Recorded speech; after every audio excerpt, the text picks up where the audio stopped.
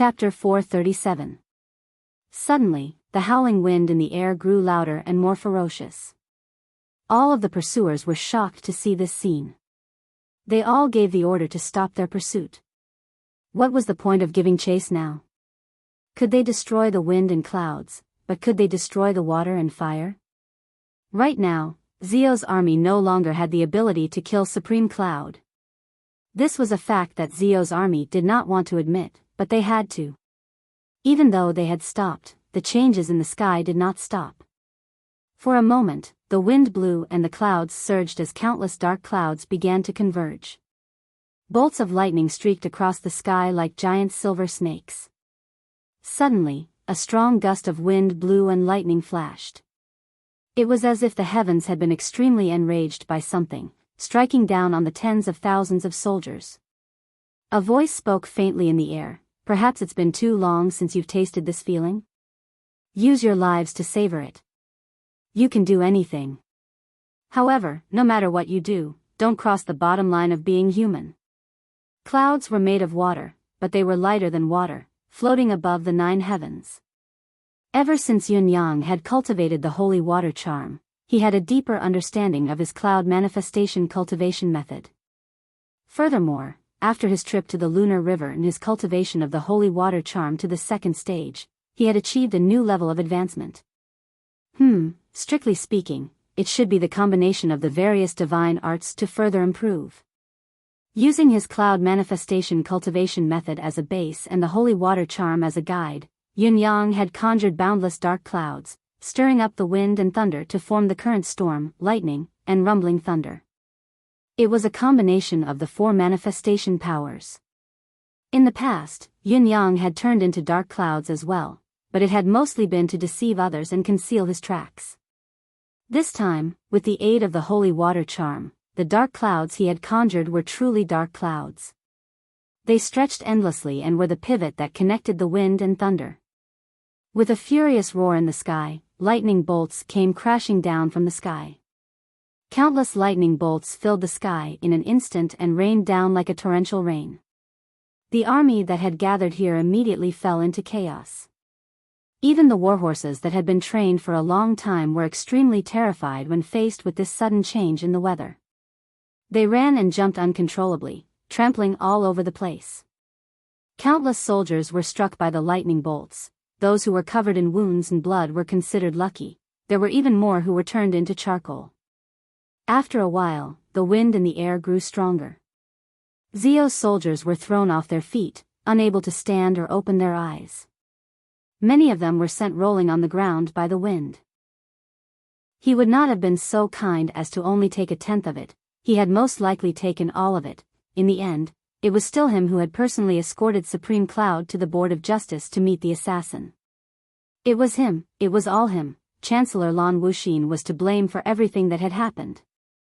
To say that such a crime was so heinous that even death could not atone for it was already the lightest of punishments. His entire family should be executed, his 9 generations of family annihilated. If it had been in the past, the Emperor of Zio would have killed Lan Wuxin long ago, executing his entire family. Now, however, he had no idea what was going on. He had no intention of holding Lan Wuxin accountable at all. He even felt a tinge of sympathy for him. After a while, the Emperor of Zio's gaze turned from lifeless to sharp and dangerous like a hawk. Chapter 438. It was not until all the civil and military officials lowered their heads that the Zio Emperor spoke. Only then did the Emperor of Zio's voice ring out calmly, devoid of any emotion. Ever since I've ascended the throne, I've always been confident.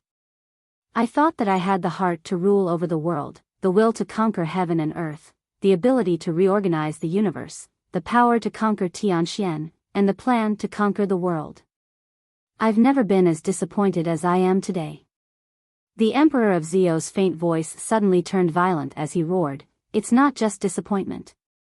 It's despair. Despair, do you understand?" The Emperor of Zio's voice was like an injured beast, growling in grief and indignation. For so many years, I've always thought that I'm not inferior to the empire of Yutang's emperor, Yupeza. I might even surpass him. I even despise him for not being able to conquer the world despite having such strong support from the 9 Supremes. If the 9 Supremes were in Zio, I would have conquered Tianxian a long time ago. Before this, I've always thought so. I've always thought that God is unfair. Why did the 9 heavens domain land in Yutang back then? Why didn't it land in Zio? But today, I know that I've been wrong. Gravely wrong. The Emperor of Zio's voice was slightly shaky. He took in a deep breath to steady his voice and resumed his calm tone. Today, I've seen the difference. The entire Zilong city has been emptied of its citizens and a dragnet has been set up.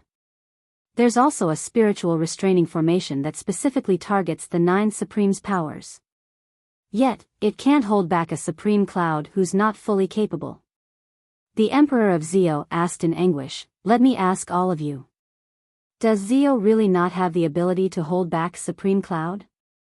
His gaze swept across each and every one of them as he asked in a heavy tone, "Even if we, Zilong City, mustering all of Zio's combat power, can't we really take down a Supreme Cloud like this? A 1,000,000-strong army, the heart of the Empire, the spiritual restraining formation, the dragnet." His voice became heavier and heavier. "Can't you even trap one person to death? Can't you capture him or capture him? What's more, this person would have to jump out brazenly and start a head-on battle, fighting one against many, fighting one against 10,000. Can we let him escape? Can't hold him back?" All the ministers' faces were ashen as they lowered their heads, but no one dared to say a word of explanation. Luckily, no one is trying to quibble and come up with all sorts of reasons to say that there are various reasons why Supreme Cloud was able to break out of the encirclement. At least all of you have some dignity left. Not bad, we are all people with pride. Haha.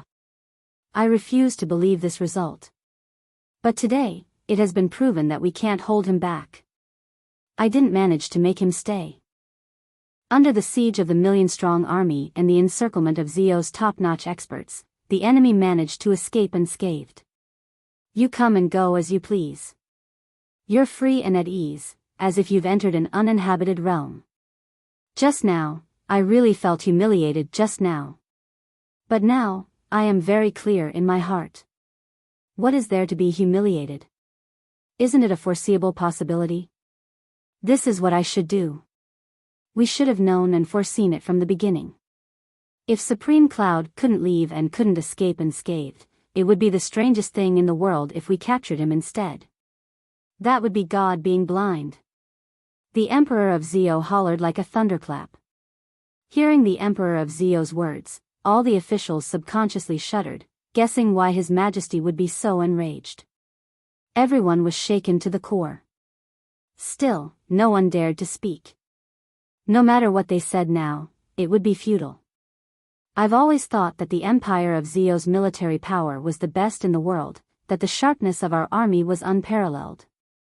We had all the conditions to unite the world, but due to Yutong's superior geographical location and the fact that we've produced so many talented generals, we haven't been able to expand our territory. Even when we've exhausted our forces every year, attacked every year, and returned empty-handed every year, the time has yet to come. Heaven can't always be watching over Yutong, can't always have good generals. I've always thought that the Empire of Zio has many noble families, their martial prowess is formidable, their thousands of years of heritage is the Empire's foundation, the Empire's strong support. But the truth has proven me wrong. I've taken it for granted. That's not the Empire's foundation, it's not the Empire's strong support. It's only the power of each of your noble families. It's only your foundation. I've always thought that my ability wouldn't pale in comparison to Yutong's Emperor Upeza, but today's reality has made me realize that compared to him, I'm still far behind. I've always thought that as long as Supreme Cloud enters the city, he'll be a bird in a cage, a fish in a net, a prisoner. But the truth has shown me that I've been wrong again. I've always thought that the Empire of Zio is our homeland, that we should work together to protect it.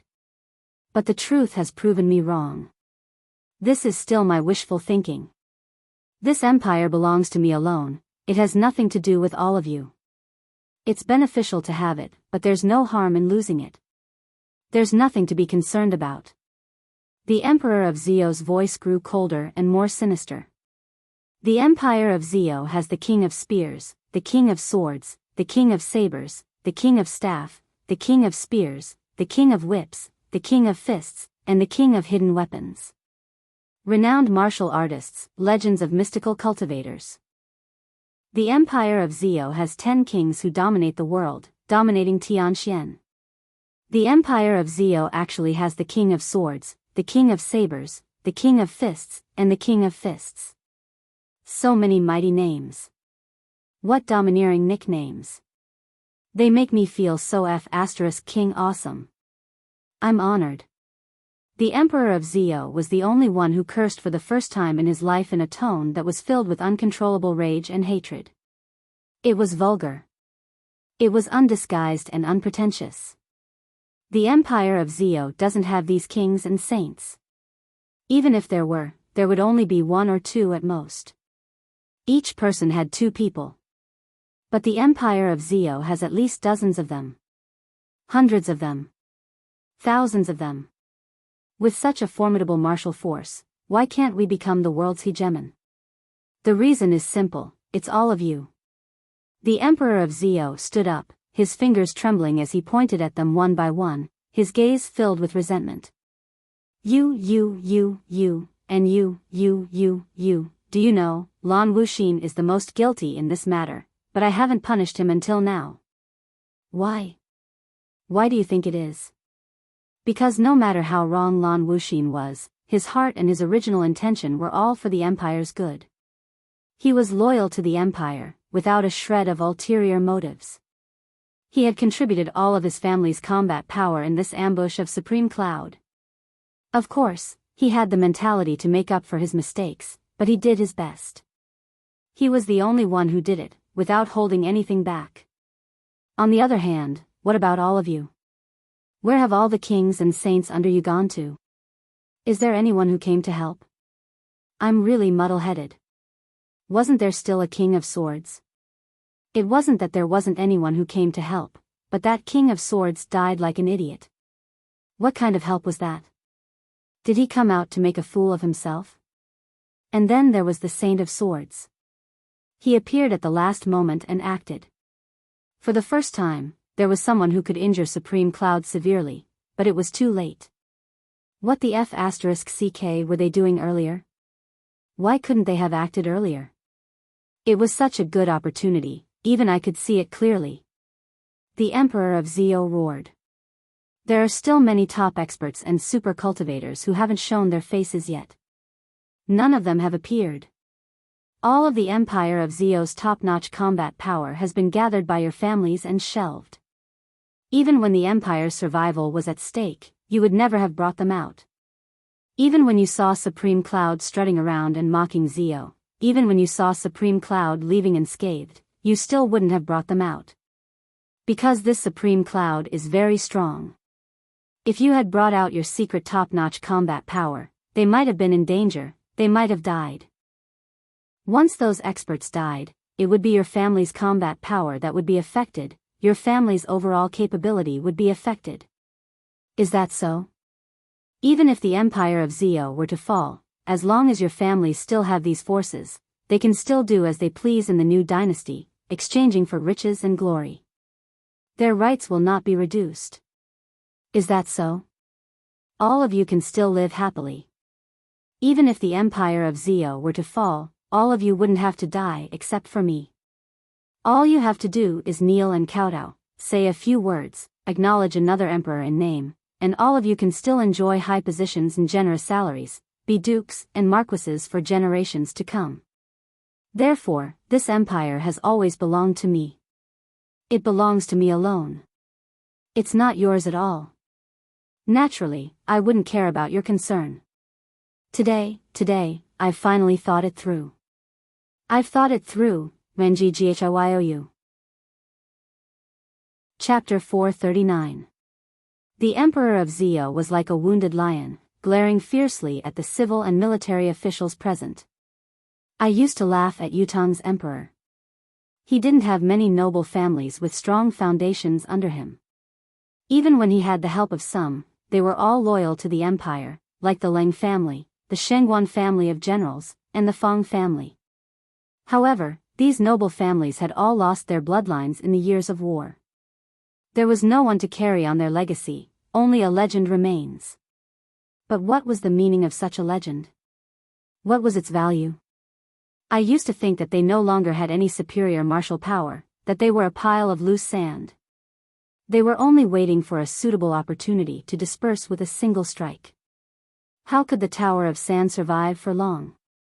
But today, I finally know what Upeza has. I am truly envious and jealous of him. I was wrong. I was wrong from the very beginning. I was gravely wrong, so wrong that I can't explain myself.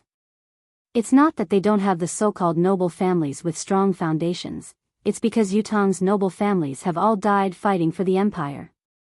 If it weren't for their sacrifice, how could Yutong, who was surrounded by enemies on all sides, have held on until now? To have the support of such noble families, to have such loyal officials, how can I not be envious and jealous? In the past, I was very fortunate that Zio still had so many elite martial artists. Zio would never have to worry, never to fall. Now, I know the truth, I know the reality. It turns out that these elite martial artists in my eyes, the experts who guard Zio, are all cowards who are afraid of death. The reason they can live for so long is because they've never gone to the battlefield. They don't dare to go to the battlefield, that's why they've survived. Because they've never contributed to the empire, never contributed, never sacrificed. Of course, they can survive. The so-called casualties of Zio's warriors, the gains and losses of Zio's land, and the empire of Zio's honor and disgrace, none of these matters mattered to them. Of course, they could survive. Living a peaceful life is the way to immortality. Therefore, they, who have always existed in this world, have become kings. What kind of sages are they? Then, they have become your watchdogs. You heard me right. You. I've thought about it before. The Nine Heavens domain was indeed in Zio and not Yutong. I would have long unified the world. But now that I think about it, I was wrong. Indeed, the Nine Heavens domain had fallen into Zio back then. With so many powerful aristocratic families in my country, how could I have protected this piece of land? I have long lost my empire. If my Zio were to be attacked by 5 enemies like Yutong, how could I have defended myself? Not to mention 8 to 10 years, 3 to 5 years, even if it is only a year and a half, I have no confidence. Yet, Yutong has been able to stand guard until now. Their ambition to conquer Tianxian has never died. What right do I have to be mentioned in the same breath as Emperor of Yutong, Upeza? The difference is too great, too great. Such an Emperor of Yutong. Extreme admiration. King Hell, what a great emperor, what a great ruler. The Emperor of Zio screamed at the top of his lungs, this is King Great Emperor. Who, Emperor of Zio was panting heavily. None of the 20 or so ministers present dared to raise their heads to speak. The main thing was that he had nothing to say. Indeed, what the Emperor of Zio had said was the undeniable truth. Zio's military might could not keep Supreme Cloud, who had all his powers sealed away. What kind of joke was this? It was impossible. However, there were still hundreds of thousands of troops attacking from all sides. The encirclement was so tight that not even a fly could escape. Could Supreme Cloud have ascended to heaven? Everyone was thinking that they should wait a little longer. Perhaps, the experts of the other families would have made their move and taken care of Supreme Cloud. The risk of loss would be borne by the other families. It was enough as long as they did not suffer any losses. As long as their combat power could be preserved, they might even be able to annex other forces and territories after this war. Just like that, they waited and waited, until when everyone felt that things were not looking good and began to make their move, Supreme Cloud had ascended to heaven. They were only a short distance away from leaving the city.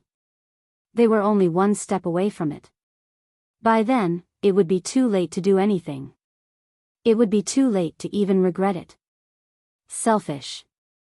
Self-serving. These 2 points had ruined the Empire of Zio's chance to completely destroy the 9 Supremes. The Emperor of Zio was remorseful. Lan Wuxin, Chancellor Lan, you've done your best in dealing with Supreme Cloud. The Emperor of Zio said softly, I don't blame you. Lan Wuxin sobbed, tears streaming down his face. I'm only curious now. The Emperor of Zio said with his eyes closed, the Emperor of Yutong, Yupeza, how did he withstand the storm from all sides? I ask myself, if I were in his shoes, how would I have handled it? All the civil and martial officials looked ashamed. The Emperor of Zio's harsh words had spoken to the deepest part of everyone's heart. Although it was uncomfortable, it made sense. This was the truth. Many of them were ashamed and regretful. Just like what had been said earlier, it was too late. If regret was useful, there would not be so many regrets in this world. The Emperor of Zio's voice came faintly, everyone, I've spoken my mind. Now, it's your turn to ask yourselves, if things were to start over, would you still do the same? The civil and martial officials were shaken when they heard him, thoughts running through their minds. That's right, if things were to start over, what would we do? No matter how much they thought about it, no one made a sound. Some of them even lowered their heads in shame. Obviously, even if things were to start over, there might not be anyone or any family that would come to their aid. The Emperor of Zio sighed helplessly at the sight before him, a bitter smile hanging on his face. My officials, my arms, my backbone, my empire. Ha ha ha ha, suddenly, someone came in with a report. Your Majesty, Supreme Cloud didn't leave immediately after arriving outside the city. He said that he would return after an hour. What did he say exactly? The Emperor of Zio asked in a low voice. Supreme Cloud said, I hope that there'll be someone here who can talk to me when the time comes. He also said, I believe you all know what I want. As soon as he said that, all the ministers felt their hearts tremble. Supreme Cloud had barely escaped danger, but he didn't leave immediately. He even wanted to turn back. What else do you want back? What did he want? I believe we know, but what do we know? The Emperor of Zio chuckled coldly and said, Ministers and officials, do you know what he wants? He said that he believes you all know. For a moment, the officials were deep in thought. They could not figure it out. He had already left. He actually came back. What did he want? Chapter 440. Someone seemed to have thought of something, but he was filled with shame at the moment, not daring to speak. Don't you want to speak? Do you know why he's so confident that we can give him what he wants? The Emperor of Zio asked again. Still, no one spoke. Forget it, there's no need for you to break the mystery. I know. The Emperor of Zio said tiredly, I know what he wants. The officials were silent. The room was so quiet that a pin drop could be heard. Supreme Cloud hopes that there's someone he can talk to. The Emperor of Zio breathed in tiredness, his gaze deep. I think that no one in the entire Empire of Zio is more qualified to talk to Supreme Cloud than I am. At least, to Supreme Cloud, that's the case. Therefore, I've decided to go personally. I want to personally experience Supreme Cloud's extraordinary means. The Emperor of Zio said indifferently, all of you can go as well, if you dare to go. Your Majesty, you mustn't. As the saying goes, a gentleman does not stand under a collapsing wall. An official stood up to stop him. Supreme Cloud is cunning and has many dangerous tricks up his sleeves. Your Majesty, with your invaluable status, how can you put yourself in danger? You're thinking too highly of him. The Emperor of Zio said slowly, think highly of him? Hee, just based on today's battle, think highly of him. Who in the entire Empire of Zio would dare say that they look down on Supreme Cloud? Even the entire Empire of Zio's citizens should worship this emperor. As for the invaluable status, a gentleman does not stand under a collapsing wall, and so on. A hint of mockery hung at the corners of the Emperor of Zio's lips. It's all right. Even if I'm killed by Supreme Cloud on the spot, I'll have no regrets. Just take it that the Empire of Zio has perished today. The words were too serious, too heavy. These officials have sinned.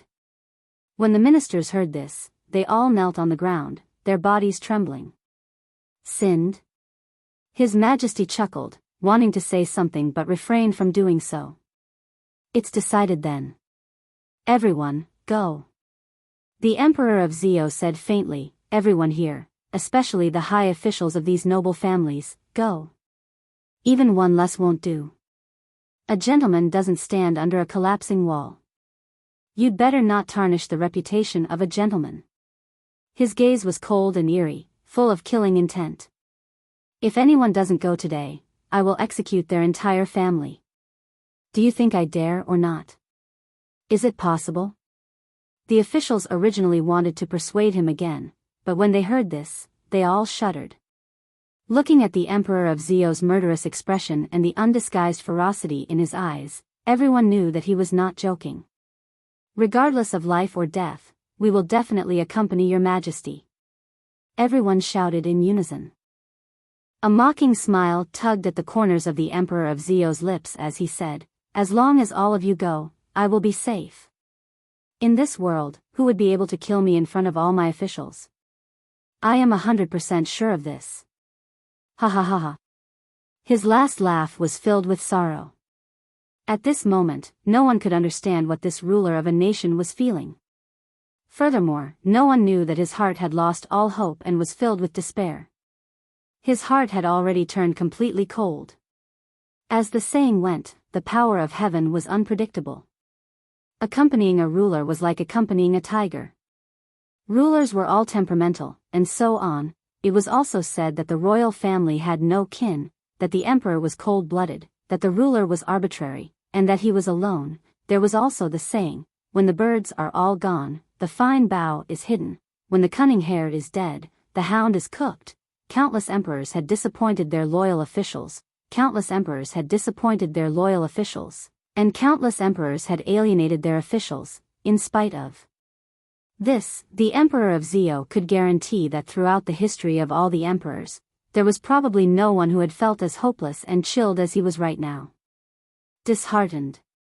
What would an ordinary person do when his heart was chilled? What would a wealthy person do when his heart was chilled? What would a loyal official and good general do when his heart was chilled? There seemed to be people who had studied all of these before, because there were many similar cases in history books or life experiences. However, if an emperor's heart was chilled, what would he do? What would he do? No one seemed to have any experience or research on this, right?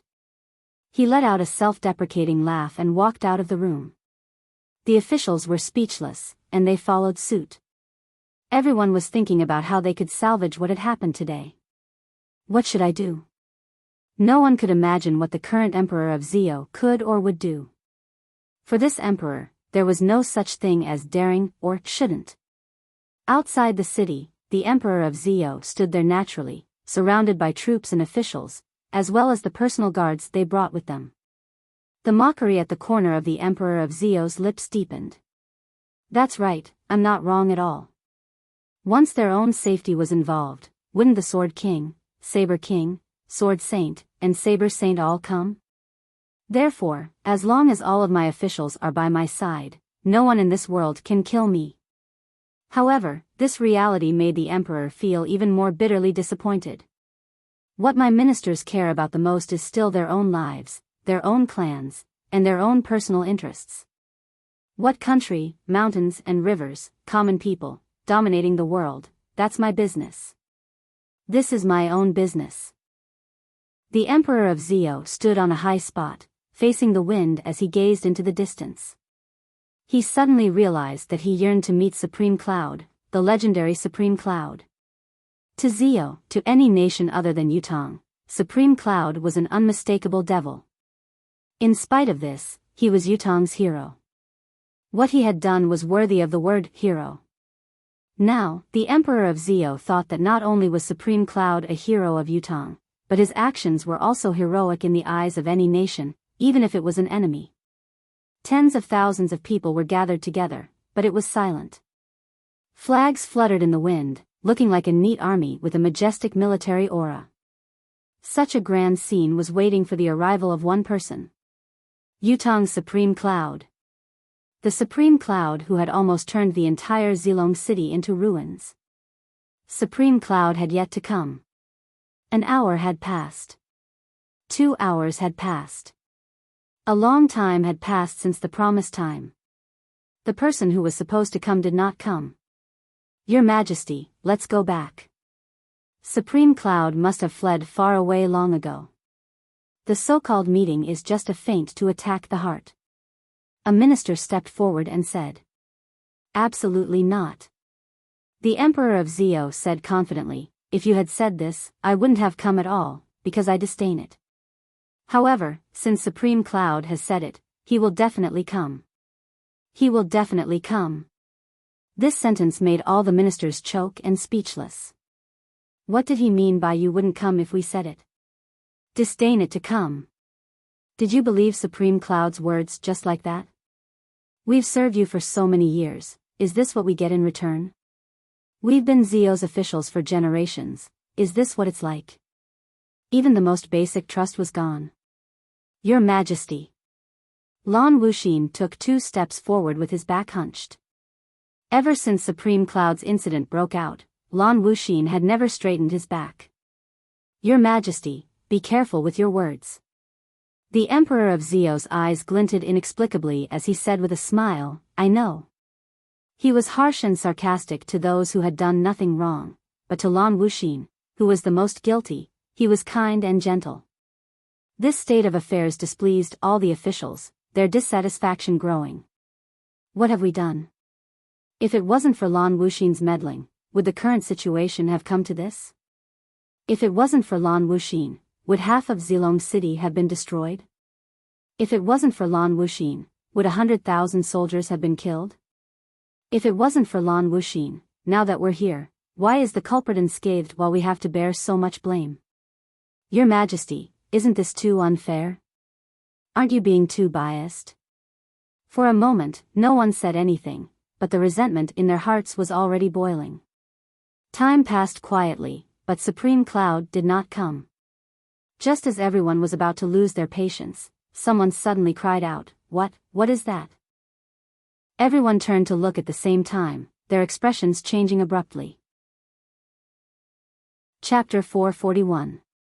As the crowd turned their attention to the anomaly, their gazes turned into extreme shock. Far away on the horizon in front of them, a boundless wave of white that seemed to connect to the horizon. It came crashing down, blanketing the sky and the earth. The wave came very quickly. In just a quarter of an hour, it was already hundreds of feet away from the crowd. The Emperor of Zio's eyeballs were about to pop out of their sockets. He moaned in despair and murmured, That's the lunar river's water. Everyone's faces were drained of all color when they saw the sudden change. Everyone realized what was sweeping towards them. It was the lunar river's water. Supreme Cloud had returned to direct the flow of the lunar river to this place. Among the 9 Supremes, Supreme Water had the ability to manipulate water, but now, it seemed that Supreme Cloud's ability to manipulate water had been further enhanced. What did it mean to direct the lunar river's water to Zilong City and change the course of the entire lunar river? To put it simply, it was not a problem for the lunar river's water to turn the entire empire of Zio's Zilong City into a swamp.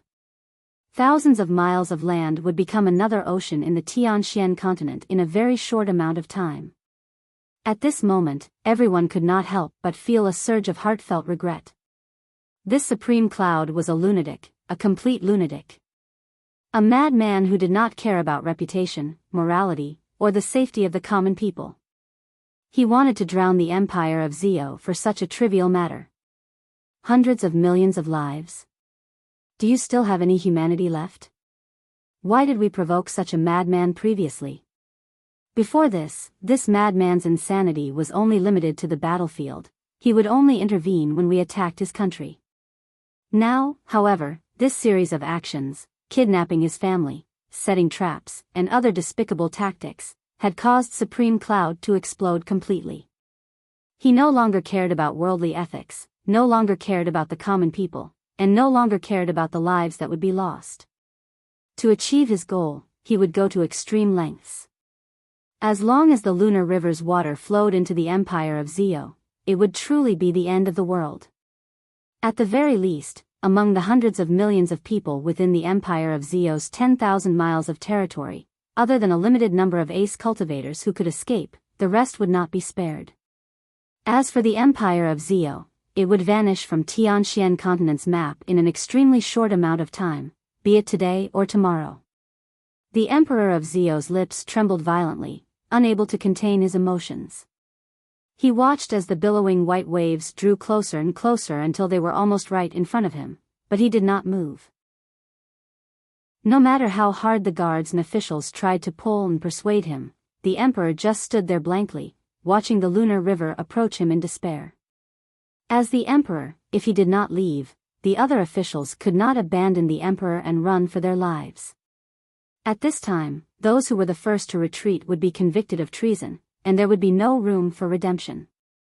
The officials could only accompany the emperor of Zio as they watched the tide surging over from afar. Their faces were pale, their souls leaving their bodies as their legs trembled. However, after a while, the crowd was pleasantly surprised to find that the sudden tide before them was very strange. The tide was ferocious, but when it was 100 feet away from the crowd, it stopped abruptly and did not come any closer. The tide was rising higher and higher, and the flow of the water increased as well, but it only continued to pile up in front of it, not moving a single step forward. Zio's emperor and officials were witnessing the wonder of this lifetime at the same time. 100 feet away, the white waves surged into the sky. The surging waves had already reached a height of several tens of feet. It was like the Milky Way had been turned upside down. Within 100 feet, the ground beneath their feet was dry. There was not even a drop of water. This extreme contrast made everyone feel as if they were dreaming. Those who were observant immediately connected the dots and came to a realization. The current anomaly had to be man-made, and the culprit could only be one person, the brainchild of the 9 Supremes, Supreme Cloud. The current situation could be a show of force, a threat, or a terrifying toying with the Emperor of Zio. The Empire of Zio's demise and the lives of countless Zio citizens were all within a single thought of that person. It was truly a matter of life and death with a single thought. As the waves in front of them grew higher and higher, the fear in everyone's hearts grew stronger and stronger. Just when everyone was at a complete loss, the waves in front of them suddenly surged in an even more violent manner. And on the cusp of the storm, within the shining white waves of water, something suddenly rapidly took shape. In the blink of an eye, a silhouette stood on top of the waves, floating like an immortal. The crowd could clearly see that the silhouette was formed by the gathering of water, but the silhouette's eyes, mouth, and nose were obviously Lord Supreme Cloud, who had just left Zilong City. "I'm sorry. In order to prepare a surprise for all of you, I couldn't come at the appointed time. I'm late. This is all because I thought too highly of myself. I hope that your Majesty of Zio will forgive me." Lord Supreme Cloud stood on top of the waves, as steady as a mountain. Although his words seemed to be an apology, everyone could hear the chilliness in his tone. How was that an apology? It was a demonstration of arrogance, and condescension, looking down on ants. Who else in this world could draw the lunar river's water here? Who else could it be? Therefore, it was not that he thought highly of himself, but that he was demonstrating a fact, that Supreme Cloud had the ability to destroy Zio with a flip of his palm. The Emperor of Zio took a deep breath. Ignoring the civil and military officials and guards who tried to stop him, he took 3 steps forward alone and said with his head raised, "Lord Supreme Cloud lives up to his reputation indeed. Such a technique is truly a creation of heaven and earth, never before seen in this world since the beginning of time. I'm utterly impressed. No, I should say that I'm utterly impressed. A glimmer of surprise flashed across Yun Yang's eyes as he said faintly, "The Emperor of Zio is actually here. I didn't expect to see you again.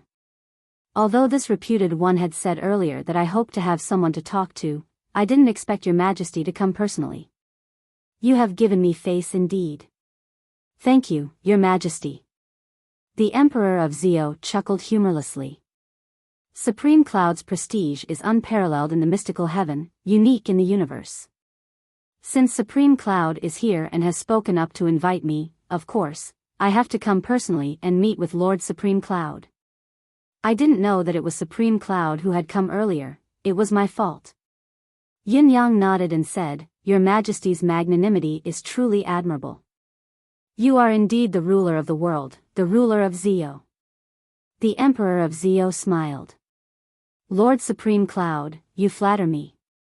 Yin Yang said leisurely, "Since ancient times, heroes have been born in troubled times. This saying has never changed, even after millions of years. However, there's another saying that may not have been recorded in history, but to me, it makes sense as well. That is, a wise ruler is born in troubled times." Yin Yang's voice was laced with the vicissitudes of life. Only when the heroes rise together can heroes be seen, and there must be a wise ruler to restrain and lead these heroes. Only then can they achieve the great cause of the ages and achieve the unparalleled ambition. Regardless of who wins or loses in this world hegemony war, the world hegemony war in this chaotic world must be fought between the wise and wise monarchs.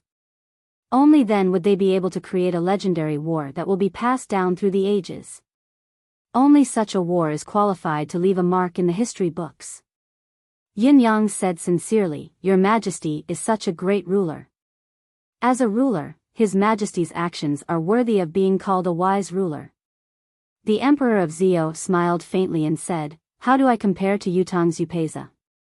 He was at an extreme disadvantage under the towering tide, but he was still talking and laughing. Even his expression and gaze did not change. He was not at a disadvantage at all. His arms were behind his back, his gaze was disdainful, he still had the demeanor of a ruler. A glimmer of admiration flashed in Yun Yang's eyes as he said, "Compared to Yutong's emperor, I have no comment on who is superior. There is only one point. Perhaps your Majesty's lofty ambitions and grand aspirations are not any weaker than our king's, but your control over your own country is clearly inferior." The Emperor of Zio sighed softly and said with a smile, "Is it only the control over the country's forces? Is that all?" Yin Yang thought about it seriously and said, "That's really all. After all, His Majesty's and my Emperor's methods are different in terms of controlling the hearts of the people. His Majesty's method is to stabilize the hearts of the people with the balance of benefits, while my Emperor's method is to befriend them through friendship. At least, this is a clear distinction. Of course, both methods have their advantages and disadvantages. It's hard to say which is superior." The Emperor of Zio said, "I'd like to hear the details." Yin Yang said, "Using political tactics, using the Emperor's mind to control his subordinates, showing the king's grace, this is how a king conducts himself. There's nothing wrong with it, and the benefits of doing so are obvious as well. The officials will naturally tremble in fear when they face such a king, not daring to be negligent in anything. The smooth flow of government affairs can be said to be the best method. However, the shortcoming of this method lies in the lack of camaraderie. This will undoubtedly cause such maintenance to crumble at the first blow." The Emperor of Zio pressed on with interest. "For example?" "Simply put, it's difficult to make people serve you wholeheartedly. I believe the Emperor of Zio has experienced this drawback before." Yin Yang did not wait for the Emperor of Zio to speak further and continued, "As for my Emperor, he treats people with sincerity. He treats his officials, especially the older ones, like his own brothers. Although there are suspicions and grudges, they're never too strong. He's always more lenient towards his family and friends. Of course, my Emperor's personality has also resulted in the Empire of Yutong having the most spies from other countries. This is an undeniable drawback of mine. It's difficult to keep any movement within Yutong's borders a secret. However, it's also easier to gain the loyalty of the officials and warriors. Otherwise, how could the empire of Yutong have stood strong despite all these years of turmoil? The emperor and his officials are of one mind, the generals and warriors serve with their lives. This ambition is unwavering. If Yutong hadn't fallen, Yutong would never have fallen. Countless families have voluntarily joined the war to defend the country. Even when they've fought until their heirs are all gone, they've continued to fight without regret. No one's choice was necessarily correct, it was just that it varied from person to person. These are the two paths of a ruler. It's hard to say which one is better or worse. Yin Yang said honestly, everything can only be judged by the final outcome. The winner becomes king, the loser becomes a thief. The winner becomes king, the loser becomes a thief. After talking to you today, I have no regrets in this life. The Emperor of Zhou said seriously, however, I can say this here, as long as I'm on the throne, Zhou will not fall.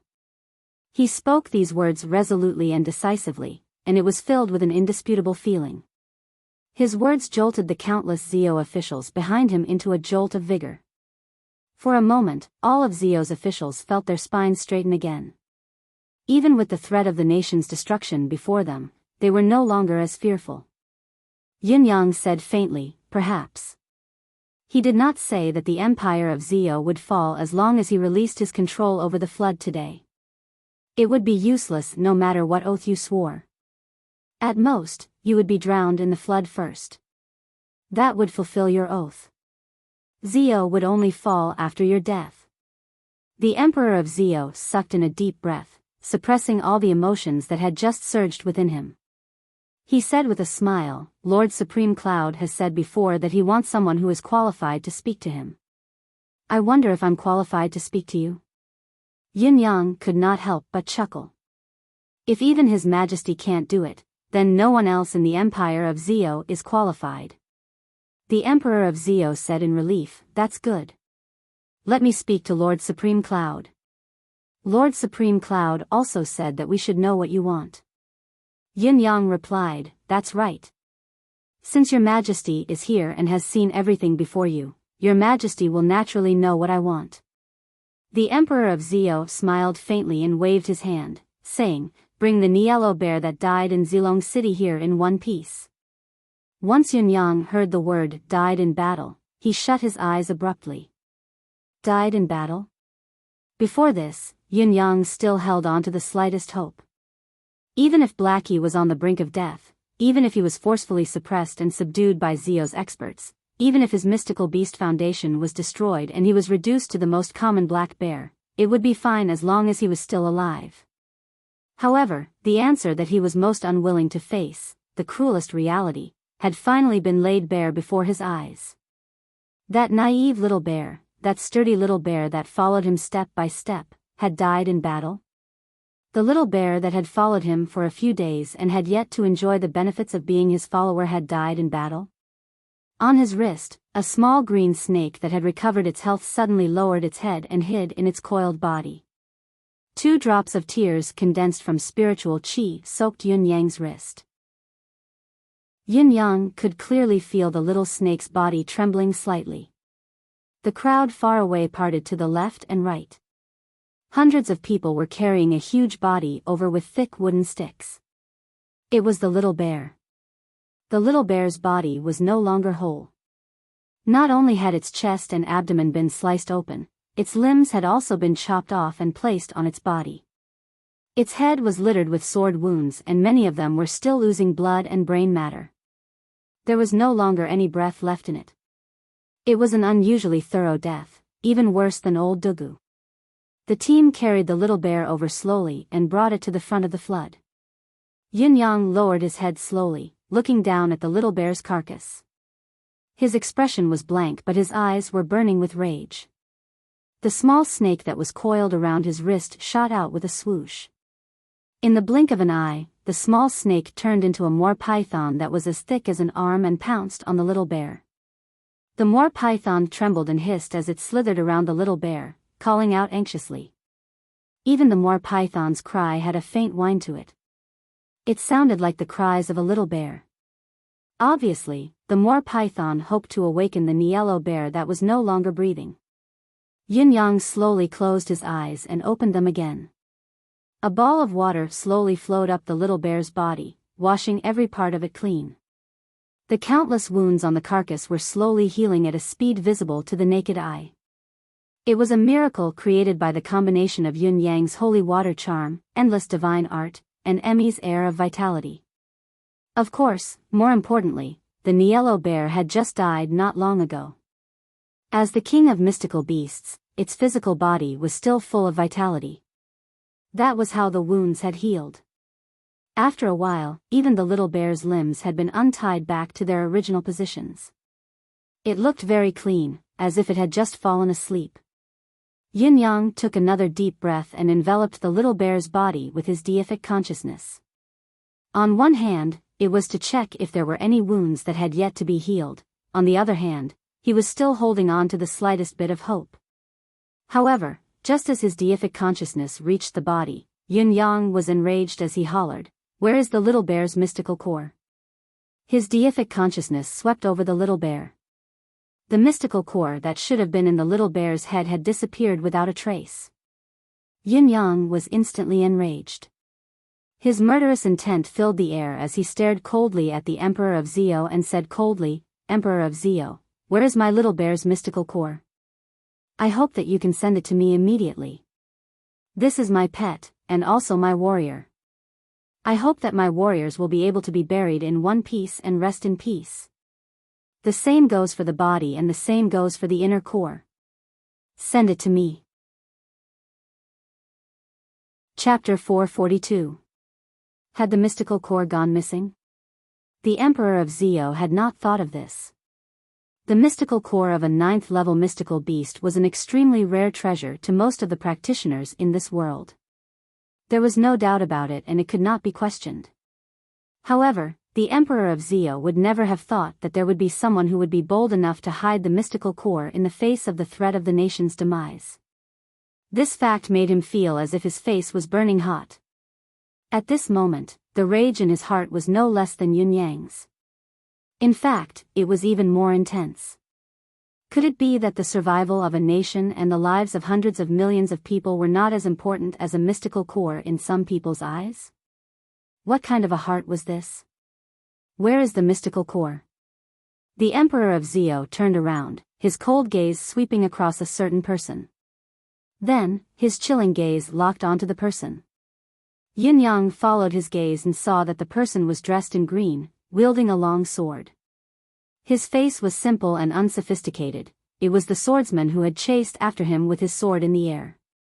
It was also because of this swordsman's ambush that Yin Yang was stopped at the last moment of his attempt to break out of the siege. Whitey III was first gravely injured, then Yin Yang was wounded, causing the situation to take a turn for the worse. Otherwise, the little bear would not have perished in this battle. This swordsman was undoubtedly very powerful. However, facing Supreme Cloud now, he felt uncomfortable all over. Yin Yang glared at this person coldly, feeling the murderous intent within him difficult to suppress. "Your Majesty, you are too kind." The swordsman was courteous in the face of the Emperor of Zio's inquiry, bowing with his sword cupped. "Did you take the yellow bear's mystical core?" The Emperor of Zio went straight to the point. The swordsman's expression changed slightly, but he still answered calmly, "That's right. According to the martial world's rules, such a treasure belongs to whoever killed the mystical core's original owner. There's nothing wrong with that, it has always been so." The Emperor of Zio sucked in a deep breath and said, "Now that the Empire of Zio is on the brink of life and death, what the other party wants is this mystical core." The Emperor of Zio's eyes were burning with uncontrollable rage as well. At a time like this, when the land was about to turn into a swamp, you're talking to me about martial world rules? What kind of rules were these? The swordsman replied readily, "As long as Lord Supreme Cloud has no other requests, this lowly one is more than happy to hand over the mystical core with both hands to end this calamity." The Emperor of Zio frowned slightly and repeated instinctively, "Other requests?" The swordsman's voice deepened as he said, "After all, I was the one who killed the yellow bear. Supreme Cloud will certainly seek revenge. Even ants seek to live. Suddenly, the Emperor of Zio understood it all. This fellow was obviously afraid. He was afraid that Supreme Cloud would ask for the Xian core along with the murderer. If that really happened, he would definitely die. The Emperor of Zio was both annoyed and amused by this little trick. Can a dignified saint of the sword not be so careful? This was a matter of life and death for the entire empire of Zio. How could it be worsened by your personal choice? Yin Yang looked at the swordsman coldly and said faintly, "Say no more. Tell me your name. Today, I can promise not to take your life." The little bear is a mystical beast, but since it accompanied me to kill in Zilong City, it's my comrade. It's understandable for a warrior to die on the battlefield, but I want its funeral to be perfect, without a single flaw. As for this grudge, we'll settle it in the future. Yin Yang's voice was cold. At this moment, Yin Yang wanted to kill this person before him even in his dreams. Besides, Yin Yang was confident that as long as he persisted and threatened the Empire of Zio, making his stand clear that he would only relent after this person's life was the price, the Emperor of Zio would have no choice but to accept it. No matter how reluctant he would still give the order to kill in exchange for Zio's safety. However, Yin Yang thought that doing so, the result of this revenge, was another insult to the little bear's sacrifice, a great insult. I want revenge. I want to kill you with my own hands. This was the real revenge for the little bear.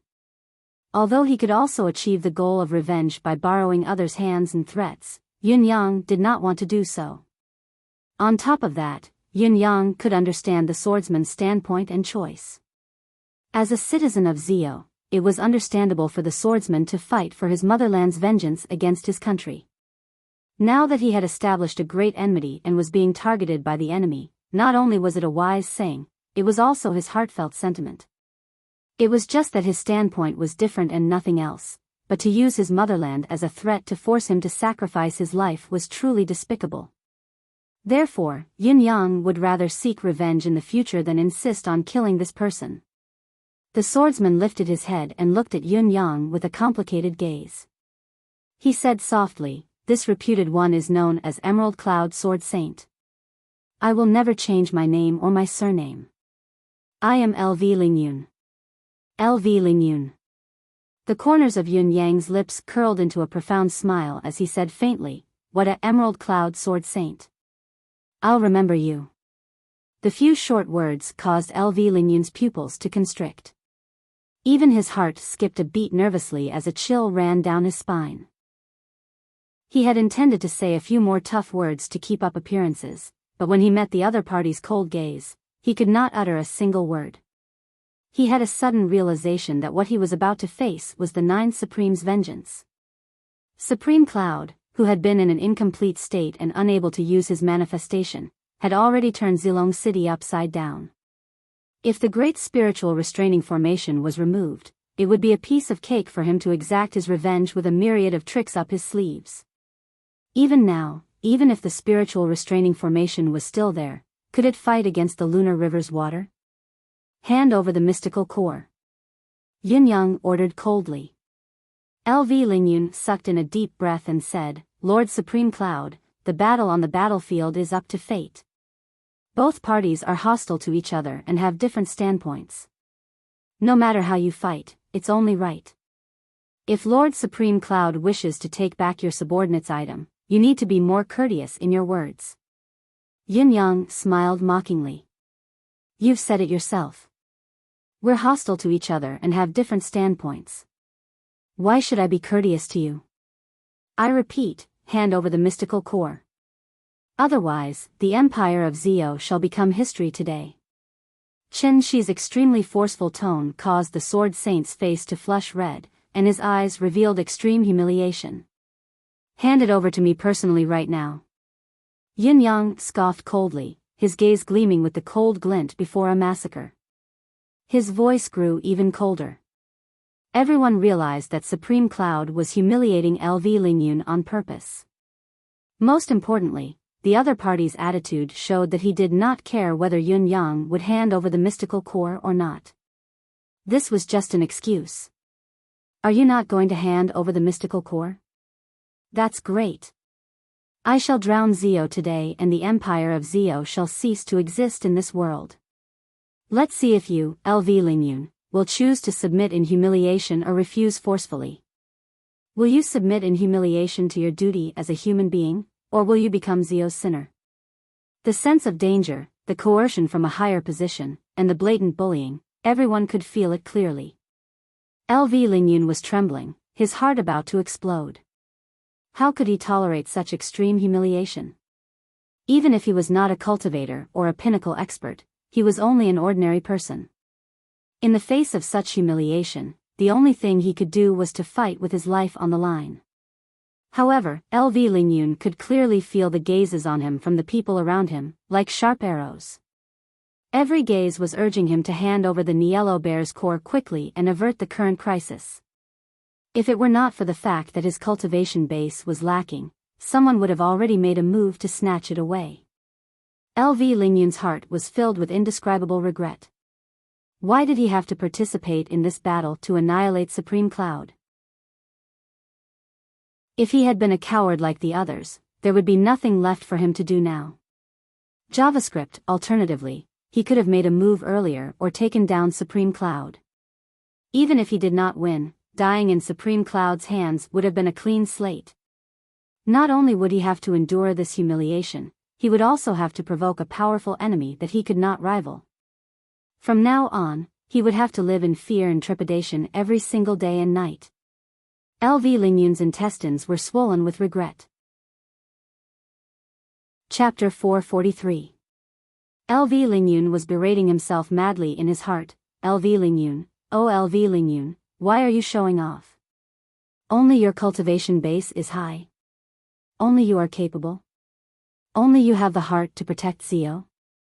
How are your countrymen treating you right now? His entire body was trembling, the thought of fighting Yun Yang with his life on the line. However, he was a man who cherished his life.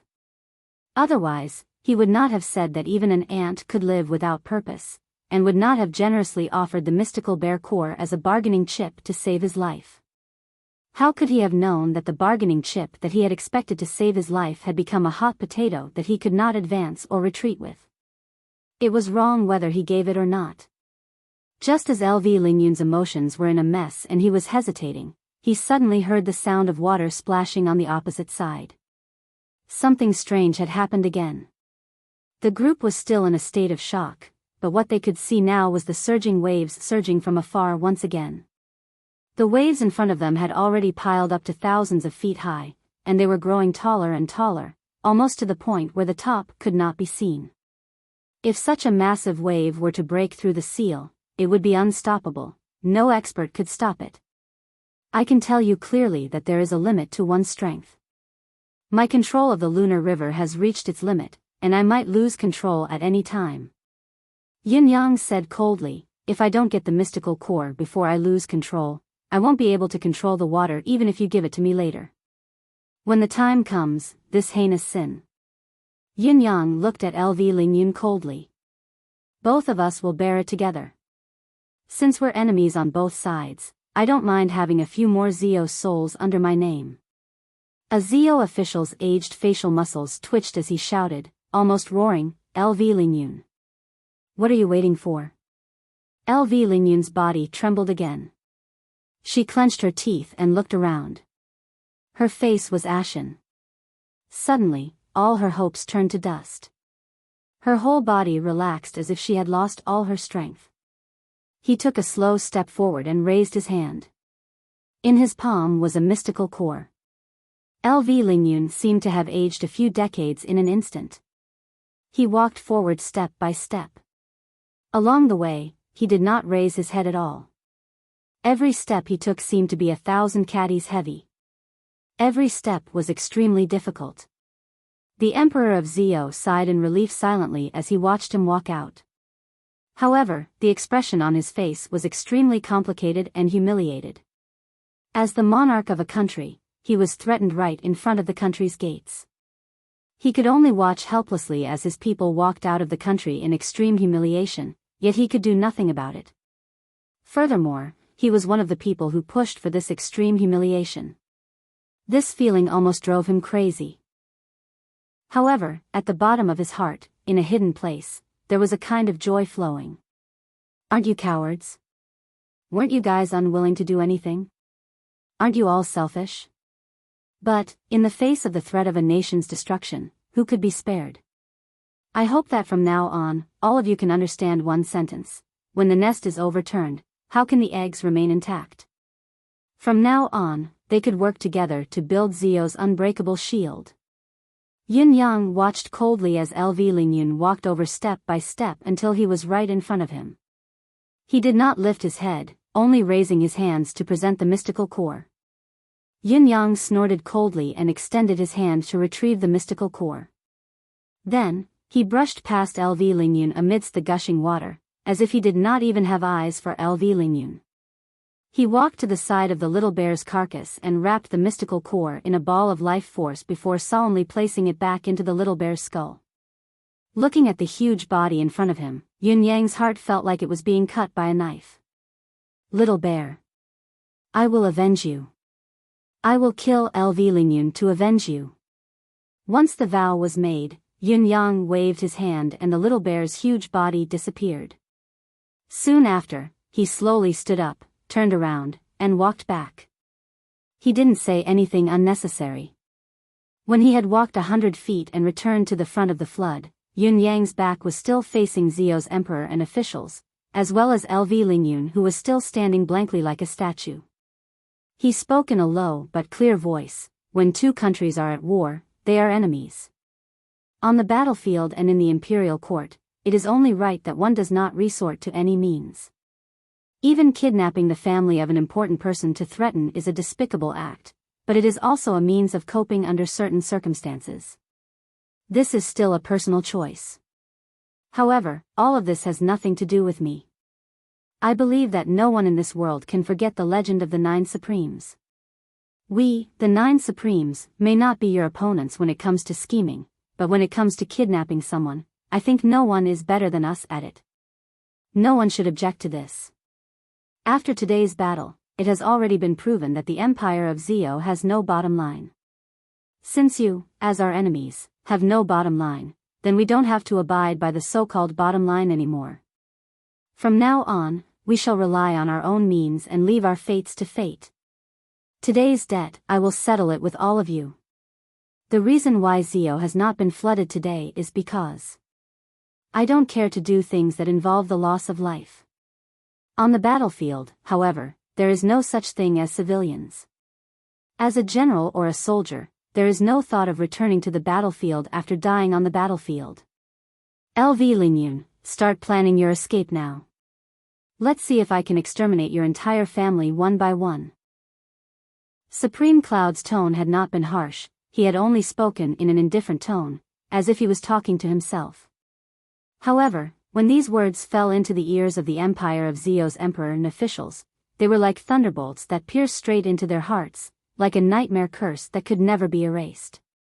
Everyone knew that Yutong's Lord Supreme Cloud was truly enraged this time. The calmer he spoke, the more it showed that he had already made up his mind. There was no turning back. In the next moment, Supreme Cloud's silhouette rose into the air, melding into the water that filled the sky without any hesitation. There was not even the slightest movement. The torrential tide receded abruptly, even faster than the ebbing tide of the ocean. With a splash, the tide had already retreated thousands of feet away. After a few breaths, the boundless flood that could drown half of the Empire of Zio's territory had vanished without a trace. At least, it was no longer within sight. If it were not for the continuous crashing of the waves from afar, everyone would have suspected that it was an illusion. After a while, the torrential tide could no longer be heard, as if it was far away in the horizon. The Emperor of Zio stared into the distance, silent and stunned for a moment. LV Lingyun stood there, exhausted, as if he had lost his soul. Based on his identity, cultivation base, and accomplishment, he should not have felt this way. However, Yun Yang, the Emperor of Zio, and many others on Zio's side had exerted too much pressure on him. He had truly reached his limit.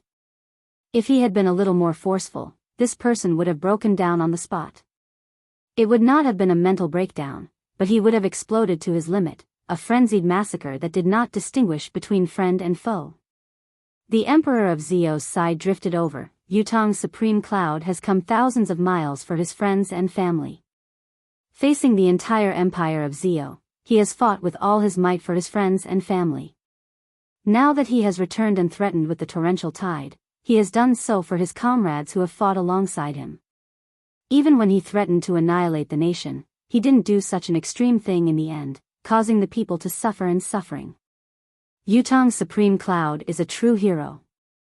Even when he is filled with hatred, he still has the heart of a benevolent man, unwilling to harm the innocent. I believe that even if we didn't give him the mystical core in the end, he wouldn't really flood Zio and harm the people. The Emperor of Zio's voice drifted over desolately. The gap between us and Yutong is too great. If we were to attack Yutong now, the consequences would be unimaginable. If Yutong's people were to be plunged into misery, would we still have the right to accuse Supreme Cloud of destroying Zio with the flood? He paused and continued, "Pass on my decree, the army is to retreat and return to Zio to recuperate. We shall fight Yutong again when our army is strong. Your Majesty. You mustn't." Countless officials came forward to plead and stop him. They did not want the four empires to besiege Yutong to be broken just like that. However, the Emperor of Zio had already made up his mind. "I've made up my mind. There's no need to say anything more." There was only a cold glint flickering in his eyes now. It was not necessarily a bad thing to not send out the army. How could the Empire of Zio not have internal strife now? Many people in the royal family have conspired and colluded to usurp the throne and overthrow the current dynasty. This has been going on for a long time, but I have never hardened my heart to punish them. I've always thought of resisting the external forces first before pacifying the internal forces, causing the situation to deteriorate day by day. Furthermore, the military power outside has given them a considerable amount of control as well. Gradually, it has evolved into a terrifying balance that keeps each other in check. In spite of this, the Empire of Zio is now in a state of devastation, swaying in the wind and rain. Even I, the Emperor, can be ousted at any time. How can I talk about uniting the world? I might as well use this excuse to withdraw the army and reclaim all the military power. I can use this opportunity to reorganize the country. Resisting the external forces should wait until after pacifying the internal forces. Supreme Cloud had already retreated, but his arrival and departure had left Zio with an endless amount of authority and a lingering charm. On the way back to the city, everyone had a pensive look on their faces, and their hearts were heavy with worries. Lan Wuxin followed His Majesty back, but he was in a trance along the way. Prime Minister Lan, who had always been meticulous and far-sighted, did not know what he was thinking. There was only one feeling that made him feel strange. Prime Minister Lan's hatred towards the culprit who had caused him so much harm did not seem to be as great as he had imagined. For his family, he had traveled tens of thousands of miles to rescue them, disregarding life and death. Fighting Zio alone, he had no regrets. For his comrade in arms, he had drowned Zio. Even if he had to die, he had to make sure his funeral was complete, no matter the cost. Even though he had used and deceived Lan Wuxin throughout the process, it only served to show how brilliant the other party was. Just like what Supreme Cloud had said, if all of you could do something without a bottom line, who would I lie to if not you? Moreover, a person who claimed to be wise had been deceived by another person. He really didn't have any confidence to say anything. Sigh. Lan Wuxin sighed at the sky, unable to help the indescribable loneliness in his heart. All his messy thoughts turned into a sigh. In the dense forest. The Moor python's massive body had long been retracted, shrinking into an ordinary python that was only a few dozen feet long. It looked at the thing in front of it with surprise and delight. It was a baby bear. A tiny, newborn baby bear. Chapter 444. A little bear cub that looked like it had just been born, probably not even a month old yet. It had a confused look on its face. Its every movement was clumsy, and it didn't know what to do. However, as the moor python watched, tears began to fall from its eyes again. The moor python looked at the little fellow like it had found a treasure. As the cub stumbled back and forth, the moor python was like the most competent babysitter. It watched the cub intently, not even willing to blink. Occasionally, when it saw the cub fall, it would quickly help it up. When it saw the cub run to a dangerous place, it would immediately release the domineering aura of a top-notch mystical beast, ensuring that no mystical beasts would come close and cause harm. This kind of conscientiousness and cautiousness was something that even one's own father and mother would not be able to do. Yun Yang watched from the side, his heart filled with an indescribable sigh. He did not know if it was because the heavens were too kind to Yun Yang and did not want him to face the regret of losing his family and comrades again, or if it was because of Yun Yang's desire for perfection that he had created a miracle. Although it was not perfect, it was still somewhat comforting. Previously, after Yun Yang had kept the cub's physical body, he had forcefully demanded the mystical core and returned the mystical core to the yellow bear. All of these were Yun Yang's hopes that the cub could finally rest in peace in a complete state. However, when Yun Yang had returned the mystical core, he had also sent a stream of pure spiritual energy of vitality. The original intention of this spiritual energy was to merge the mystical core and the yellow bear's damaged head into one again, to achieve the greatest level of perfection. However, the original owner of this spiritual energy was not Yun Yang, but Emmy. Emmy, a creature that would pluck its feathers from a swallow, naturally coveted Blackie's mystical core.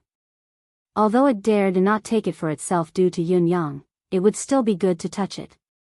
Therefore, within the spiritual energy of vitality, there was a hint of Emmy's thoughts. Of course, it was only to touch it to satisfy its craving. It would never dare to absorb the yellow bear's last remnant. However, it was this little bit of coincidence that led to a great turning point in the future. The yellow bear was a surpassing mystical beast and a king among the mystical beasts. Needless to say, its ability was strong and it had climbed to the peak of its bottleneck for many years. Normally, it would not be able to advance further unless it had gone through many life and death experiences. However, in the mystical beast forest, only the moor python could arm wrestle with Blackie. Both of these beasts cherished their lives and would never fight to the death. This had caused the two beasts to stagnate for many years. It was also because of this condition that the two beasts submitted to Yun Yang without much trouble. During the battle that day, the yellow bear had been injured many times. Many times, he had recovered due to the chi of vitality. Although he was physically and mentally injured, it had also caused the bottleneck of his ability to waver and crack. When he had tossed the moor python, the yellow bear had disregarded life and death and the price he had to pay. All he wanted was to protect his comrade and escape from danger. The surge of his ability had exceeded his usual limit. Otherwise, how could he have fought with Emerald Cloud Sword Saint, LV Lingyun, whose ability was above Yun Yang's? However, the yellow bear had broken through in the midst of battle after all. The increment of its ability was relatively limited, especially when it had lost the support of Yun Yang's spiritual energy of vitality. In the end, it could not hold on any longer and fell to the ground. It was dismembered and even its mystical core was dug out. How could there be a turning point in such a manner of death? However, the yellow bear was still in a state of breakthrough then. Most of its soul was concentrated on the mystical core. It could almost be said that the mystical core had gathered most of the yellow bear's soul. Although Emmy had failed to save old Dugu, it had still increased its sense of the soul. Naturally, it had sensed the abnormality of the mystical core at once. Even so, the yellow bear was still helpless. Even if the mystical core was fine and its soul was still present, its physical body had been dismembered and its injuries had reached a point where it could not be healed. The best Yun Yang could do was to collect the dissipated soul of the cub into the mystical core and place this mystical core on the newborn yellow bear cub. However, this was equivalent to possession. Once it was let go, it would completely collapse. Therefore, Yin Yang had used Emmy's unique ability to form a seal. Only when the Niello bear's ability returned to the state of a 7th-level mystical beast could it absorb the mystical core's energy and resume its journey to the pinnacle of the mystical beast king. According to Emmy, although the Niello bear had been reborn, it was not necessarily a blessing in disguise. Its current foundation had far exceeded its original state. As long as its cultivation base grew and it returned to its original level, it would merge with the mystical core that had broken through its original bottleneck. On the day of awakening, not only would it be able to recall its past, its ability would also break through to a terrifying level. The long process of growing to a 7th-level mystical beast was the process of the physical body and the soul being polished and merged again and again. It was precisely because of this completely unexpected yet extremely surprising turn of events that the Moor Python, such a ferocious beast king, was now guarding the little bear in front of it with infinite gentleness. The only reason was that Lao He was still here, and his heart was clear. This little fellow had the aura of a little bear. The little bear would return one day. I'll wait for you. It looks like you don't want to leave with me. Yin Yang sighed and looked at the Moor Python. The Moor Python hissed twice, a reluctant look in its eyes. However, when it turned its head and saw the silly little bear, it immediately swung its tail and its gaze became determined. I want to stay here and watch him.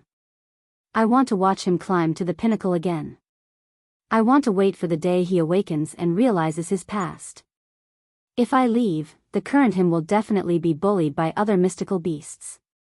It's also possible for him to grow again. What if I bring him along with me?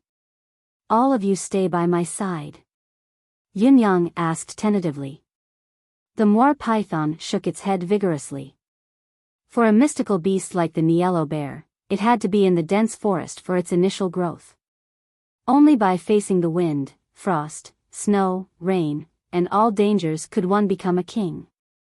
Besides, this was the place where the little bear had started. Only here could the little bear return be more compatible, more natural, and stronger. All right. Yin Yang was silent for a moment. Anyway, don't forget about me. If there comes a day, you can come and find me anytime. The Moor Python crawled over and wrapped itself around Yin Yang's calf gently, rubbing against it affectionately. Then, it released its body reluctantly. Its pair of cold and cruel eyes looked at the little bear once again, filled with anticipation and gentleness. Yin Yang sighed and rubbed his hands together. A dozen balls of rich air of vitality floated out one after another and landed in front of the Moor Python. The Moor Python took a step back, a sincere desire flashing in its eyes. However, it did not eat them immediately like it usually did. Instead, it cupped the little fellow with its head and let it eat. Before this, as long as a ball of spiritual vitality was taken out, it would be enough for these two kings to fight it out. Now, the Moor Python could actually be so courteous. This courteous gesture made Yin Yang's eyes almost burn with tears.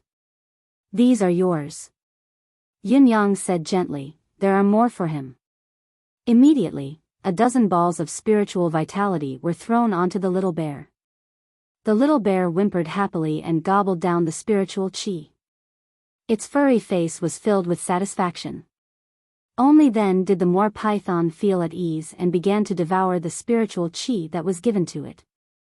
When it arrived, it still left 2 balls and sent them to the little bear's nose for the little bear to eat.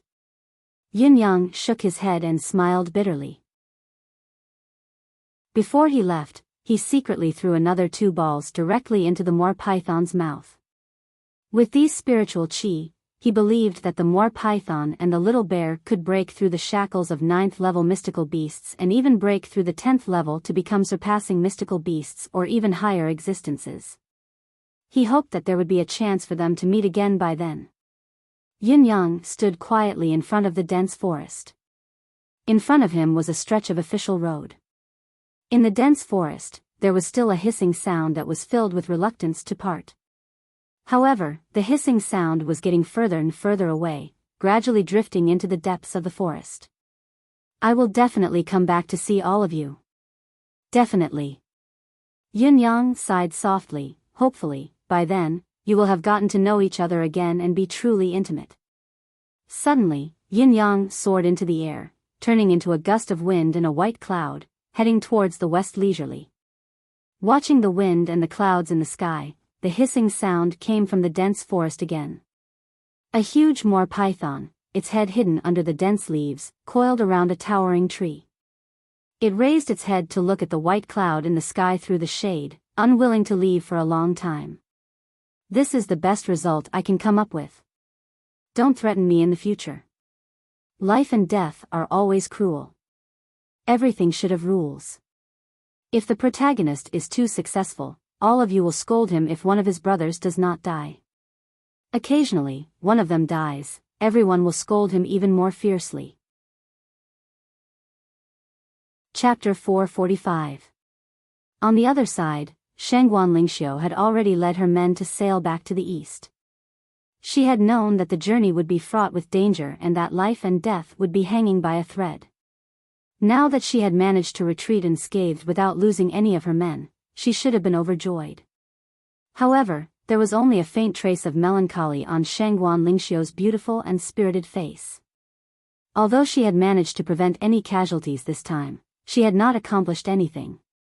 It could even be said that she had not done anything at all. This was completely different from their original intentions. They could not even be mentioned in the same breath. After a long and arduous journey to come here, she had only knelt before Ancestor Wudi's memorial tablet and kowtowed a few times. That was all. Although she had helped Supreme Cloud at the crucial moment later, Shangguan Lingxiu knew very well that what she had done was only the icing on the cake. In spite of this, Shangguan Lingxiu knew very well that her intervention would only be the icing on the cake. Even without her controlling the city gate, Supreme Cloud could break it open and escape on his own. He did not even need to pass through the city gate, he could have flown away directly from the sky. If that was the case, they would still be suspected of being Supreme Cloud's burden. Then, what was the point of her coming here? She sat alone at the bow of the three-story ship, hugging her knees, lost in thought and speechless for a long time. He wondered where Supreme Cloud was right now. Was he out of danger? What would be the outcome of the meeting with the Empire of Zio's higher-ups? Would the Empire of Zio's people vent their anger on Ancestor Wudi's ancestral hall because of this loss? Would they destroy the remains like what they had said earlier? Where would the Shangguan family of generals' future be? How far could they go in the future? What would the future hold for her nephews at home? Would their young shoulders be able to carry the Shangguan family of generals' banner? Now that the world was on the brink of chaos, the days of war were upon us. Would the Shangguan family of generals be able to stand tall in this chaotic world? Was she, Shangguan Lingxiu, the only adult of the current generation of the Shangguan family of generals, shouldering the banner of the Shangguan family of generals, yet she had done nothing? If there was no Shangguan family of generals in Yutang's battlefield amidst the chaos, how could the Shangguan family of generals still be called a family of generals? The soul of a soldier?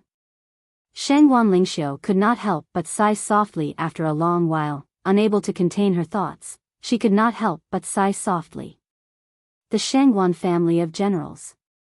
Regarding this matter, his subordinates had sent over a few pieces of intelligence, all of which had just been sent over via Messenger Eagle. Shangguan Lingxiu had only opened the first letter when her expression changed. For empires had attacked Yutang. Yutang was surrounded by the flames of war and was in a precarious situation. It was no longer a sign of chaos, but a war was imminent. The content of the second letter was that Supreme Cloud had fought in Zilong City and forced Zio's emperor to submit in front of the city. A torrential flood had suppressed Zilong City and boosted Yutang's morale. The third piece of information, Zio has retreated. The threat of the Empire of Yutang's west had been resolved.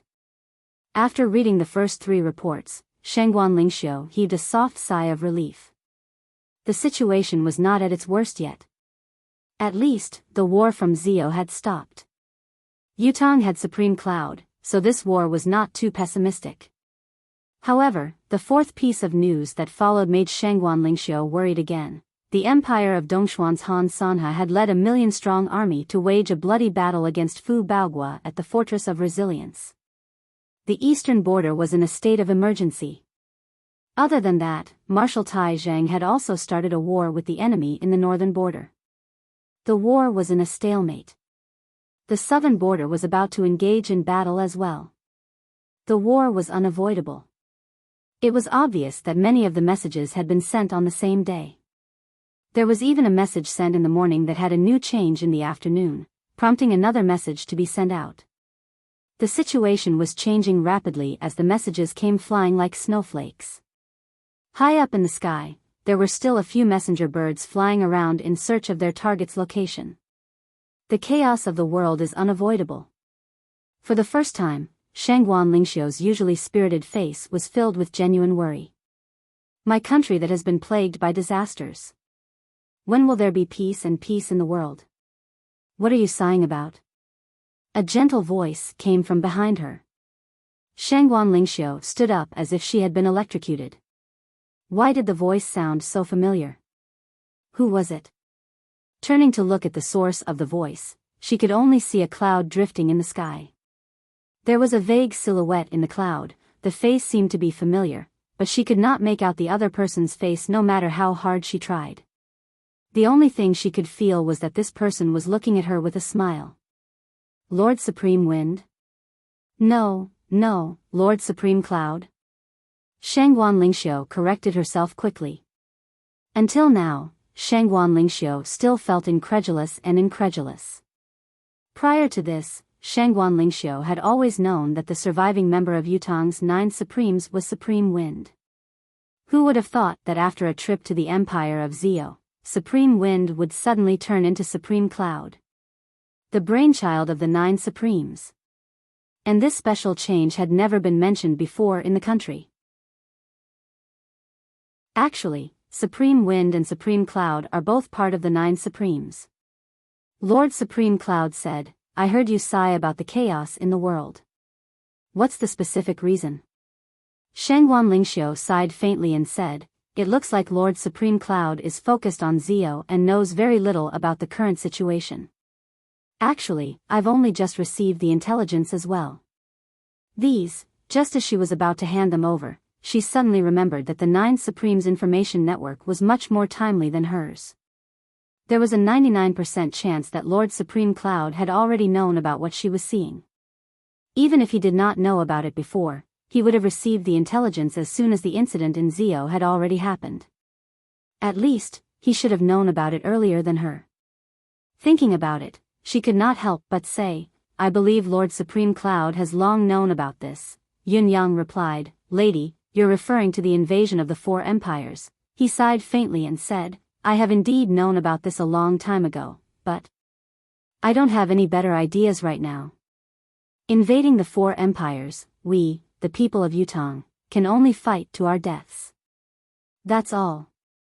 Shangguan Lingxiu perked up and said, yes, only fight to our deaths. Yin Yang chuckled and said, the war is still ongoing. Indeed, we can only do our best and leave the rest to fate. However, I don't think you've achieved your goal in coming to Zio this time, have you? Shangguan Lingxiu heaved another deep sigh and said, loyalty and filial piety can't be fulfilled at the same time. Everything should be prioritized by the nation, family matters should naturally give way to this. Shangguan Lingxiu is a woman, but she knows that no egg can remain intact when the nest is overturned. Yun Yang smiled and said, the Empire of Zio, in a sense, it has already been destroyed. Therefore, Senior Shangguan Wudi's wish all those years ago can be considered to have been fulfilled. Shangguan Lingxiu's eyes shone brightly. Therefore, when I left this time, I brought back all of Senior Wudi's remains. How can the remains of Yutong's famed general be left in another country? Supreme Cloud's voice was filled with reverence. The remains of a loyal official should be laid to rest. General Wudi's long-cherished wish has been fulfilled as well. I'm sure Senior Shangguan Wudi would be comforted to know this in the afterlife. Looking at the bundle of remains and the memorial tablets in Supreme Cloud's hands, Shangguan Lingxiu felt an inexplicable surge in her heart. She felt a lump in her throat and actually cried tears of joy. 3 skeletons. 3 memorial tablets. The memorial tablets of ancestor Woody, his wife, and his son, the remains of a family of 3, had finally returned to the hands of the Shangguan family of generals. Holding them in her hands, Shangguan Lingxiu felt as if she was carrying 1,000 caddies of weight. Yin Yang watched as the remains and memorial tablets landed in Shangguan Lingxiu's hands. Suddenly, he felt an unusual ripple in his deific consciousness. When he focused his gaze, he was shocked. His spiritual sense could see a small whirlwind slowly appearing in front of the memorial tablet on top of the skeleton bag. It was slowly spinning up with a loud whistling sound. There was a clear sense of joy and relief coming from the small whirlwind, as if a long-cherished wish had suddenly been fulfilled. In a trance, Yin Yang seemed to have seen a person clad in steel armor, holding a long spear, riding a black horse that was galloping across the land. Although it was only a man and a horse, Yin Yang could clearly feel the domineering aura of invincibility on the battlefield, the domineering aura of being able to enter and exit an army of millions at will. With a spear in hand, I am invincible on the battlefield. The person galloped among the clouds and came before Yin Yang. He held his long spear in a cupped fist salute, his hawk-like eyes looking at Yin Yang's face with a sincere smile of gratitude. Yin Yang's heart skipped a beat. A sense of loyalty and lofty aspiration to fight on the battlefield for the country and the people suddenly filled his heart. Without any reminder, he already knew who the person in front of him was. His face involuntarily turned solemn, revealing a sense of respect. He raised his hand and returned a proper military salute. The middle-aged man smiled. It was a carefree smile. Somehow, when he saw the smile, Yin Yang felt his extremely repressed emotions lighten up. He could not help smiling as well in response. However, what Shangguan Lingxiu saw now was different from what Yin Yang had seen. She felt her mind go blank for a moment, as if 3 people had suddenly appeared before her eyes. A middle-aged man with a tall and muscular build, his face square and stern, his eyes as sharp and spirited as a hawk's. Beside him was a petite girl with a gentle face.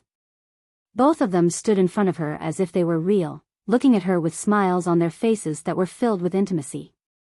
In front of them was a little boy who seemed to be only 3 or 4 years old, yet he seemed to be only 2 or 3 years old at the same time. His face was filled with innocence. Such a harmonious family of 3 had appeared in front of her, smiling at her. The comfort, the praise, and the feeling that blood was thicker than water allowed Shangguan Lingxiu to immediately know who the 3 people before her were. Ancestor Peerless? Shangguan Lingxiu blurted out. Chapter 446. In front of Shangguan Lingxiu, the middle-aged man smiled. It was a smile of relief that came from letting go of everything and finally having no more worries. As for the gentle lady beside him, she pointed at Shangguan Lingxiu and then at Lord Supreme Cloud, who was standing beside her. Then, she held her husband's hand tightly in hers. Looking at Shangguan Lingxiu's smile, there was a strange meaning to it. It seemed to be a blessing, a reminder, and also, however, the middle-aged man shook his head and held his wife's hand tightly, as if his wife wanted to say something but was stopped by her husband. A helpless smile hung on the gentle lady's face. She glanced at Shangguan Lingxiu again, the corners of her lips curling into a smile. Then, the man and the lady turned at the same time and bowed solemnly in the direction of Tiantang in the east. Then, they straightened up and turned back to look at Shangguan Lingxiu once more. The middle-aged man waved his hand. Then, he took the hand of the lady beside him and carried the child. A horse suddenly appeared in the air and the 3 of them landed on its back at the same time. The horse carried the 3 of them and galloped through the clouds and fog. As it galloped, both the man and the horse suddenly turned into a gust of wind and disappeared. Although the memorial tablets in front of Yin Yang and Shangguan Lingxiu did not budge, the 3 parcels that contained the bones suddenly deflated at the same time. The difference in the weight in her hands was obvious. Shangguan Lingxiu felt like she had just woken up from a dream and quickly opened the parcels to look at the contents. As expected, there was nothing left in the 3 skeletal bundles, only a pile of white ashes remained. That was Ancestor Wudi. Shangguan Lingxiu's eyes were misty with tears, but she was smiling. The old man's wish has finally been fulfilled. He left in peace, bringing his beloved wife and son to the netherworld to accompany them. Yin Yang heaved a long sigh of relief and said, "Today has been an eye-opener for me as well. It's true that the heroic spirit lives on forever." Shangguan Lingxiu smiled through her tears and said, "This is also my first time seeing Ancestor Wudi. He is indeed a senior of the Shangguan family of generals. Such grace and bearing have never been seen by any other general today." Yin Yang said in a low voice, "Invincible is invincible." He had to admit that it was no wonder the Empire of Zhou had resorted to despicable means to destroy General Shangguan Wudi back then. His invincible aura was truly admirable. It was as if, even in the midst of a million-strong army, as long as this person rode out, he would be an invincible existence. He was an invincible hero. This feeling had long been deeply engraved in the hearts of everyone on both sides. No one believed that they could defeat such an expert on the battlefield. Unparalleled divine general. Yin Yang gave his own comment, "It's a pity." He stopped halfway through his sentence. No matter what, Shangguan Wudi's wish was finally achieved. It was better not to say anything else, lest it desecrate this invincible heroic spirit. I hope that this invincible general, together with his beloved wife and son, will have a good journey and not be lonely in the afterlife. Handing the remains of Shangguan Wudi's family of 3 to Shangguan Lingxiu was the end of this trip to Zhou. Yin Yang truly wanted to rest for a while now. During this period of time, especially the last few days, he had been utterly exhausted. First, he had plotted and sneaked into Zilong City. He had been constantly on tenterhooks, contending with Zhou's higher-ups. When he had finally met old Dugu, it had been a series of battles. When he had charged out of Zilong City, he had only managed to divert the Lunar River's water to the border of Zilong City in a state of near exhaustion. Although the diversion of the Lunar River's water seemed massive, Yin Yang knew himself well. He could only divert a very small portion of the river's water. He would not be able to divert the entire Lunar River's water over even if he was beaten to death. The billowing white waves that everyone saw were real, but other than the monstrous waves at the front, there were only a few scattered streams of water at the back. It was not as massive as what Zhou's people and officials had seen. The terrifying, boundless water was actually a bluff that Yin Yang had created with his holy water charm. Life was like a show, it all depended on one's acting skills. If Yin Yang's holy water charm cultivation base could really divert the entire Lunar River here, he would not have said that he would arrive in an hour, but in reality, it would not have taken him 4 hours to arrive. He was late. That was the real reason. Yin Yang had exhausted all of his spiritual energy then, but he still could not successfully divert the Lunar River's water to the border of Zilong City. In the end, it was Emmy's great effort that had allowed him to divert a portion of the Lunar River's water over. In order to divert the Lunar River's water to this point, Yin Yang had expended most of his spiritual energy. It could be said that Yin Yang's condescending attitude towards Zhou's people and officials was all a bluff. In spite of this, the incident with the little bear had once again drained a large portion of Yin Yang's energy. When he left in the form of a stream and appeared to be relaxed to others, he was actually at the end of his tether. Yin Yang had almost fainted in the stream. It was only with his willpower that he managed to hold on until he was far away from Zhou's people's field of vision. Only then did he have the time to recover. It was also then that Emmy had told him about the little bear's death. That was how the trip to the dense forest had been made, bringing the little bear back to life and restarting his cultivation journey. Of course, the act of saving the little bear had drained the mystical qi that Yin Yang had just recovered. When Yin Yang landed on Shangguan Lingxiu's boat, it was the weakest and most helpless moment of his life. The only thing he felt was that he was extremely exhausted, his vision was darkening, and he could fall asleep at any time. If an enemy had coincidentally come at this time, Yun Yang could only resign himself to his fate and allow himself to be trampled upon. The spiritual energy of vitality was not a universal remedy. At least, it was helpless against Yun Yang's current state of exhaustion. Now that Shangguan Wudi's matter had come to an end, Yun Yang felt that he could not hold on any longer. Without another word, he asked, "Lady Shangguan, can you prepare a quiet room for me? Don't let anyone disturb me. I need to rest." Upon hearing Lord Supreme Cloud's unexpected words, Shangguan Lingxiu understood immediately. Lord Supreme Cloud seemed to be exhausted these few days.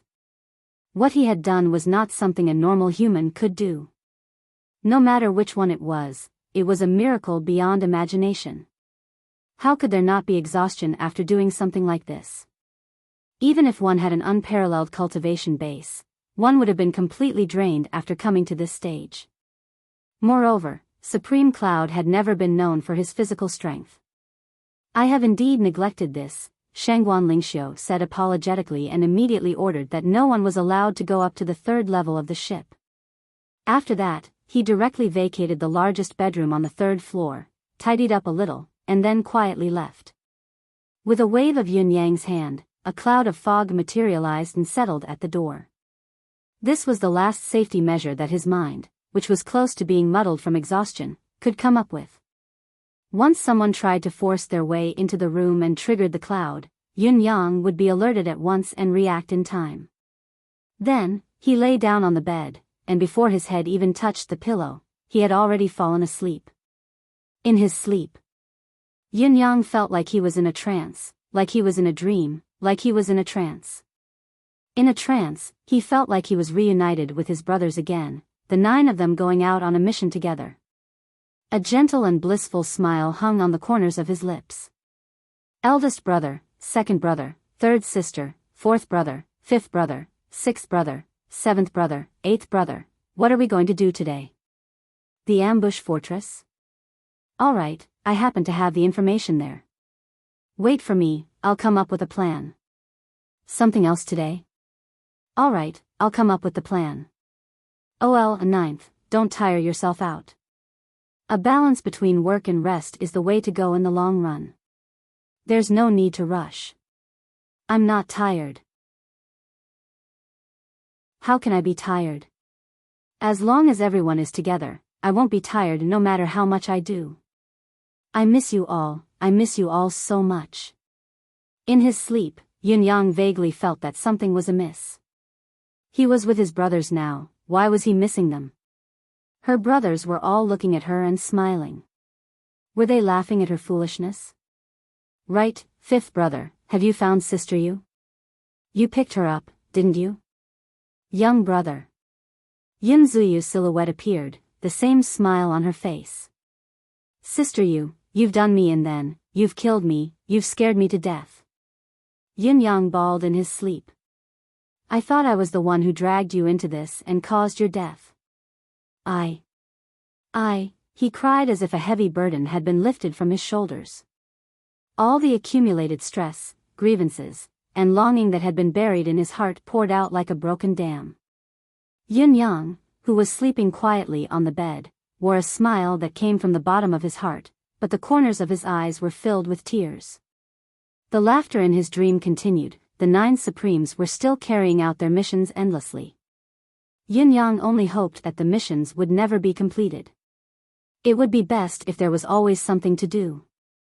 Because of this, everyone can always be together forever.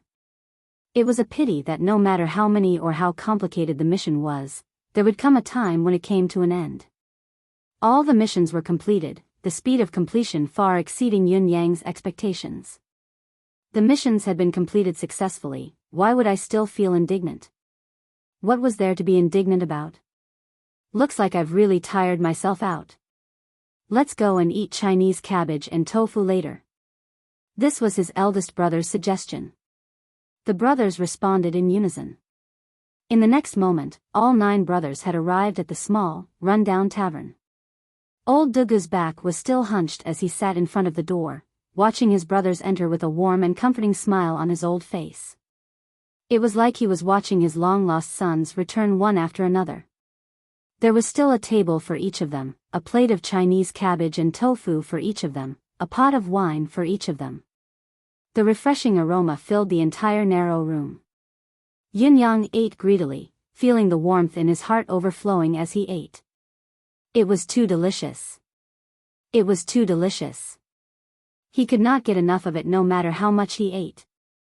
Yin-yang realized that his dishes were all gone while his brothers still had a full plate in front of them. They were moving their chopsticks swiftly, eating contentedly. Like a child who had finished his candy first, or like Zhu Beiji who had eaten the ginseng fruit first, Yin-yang who was salivating did not care about his image at all. He stood up and picked up his chopsticks, wanting to take another bite with a drooling face but was stopped by the crowd outside. "You're not letting me eat?" Yin-yang was stunned.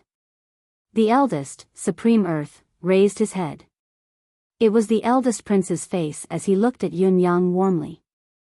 "OL ninth, you can't eat what we're eating." "What do you mean I can't eat?" "It's the same thing, I've just finished a plate." Yin-yang was stubborn. "I'll only take one bite."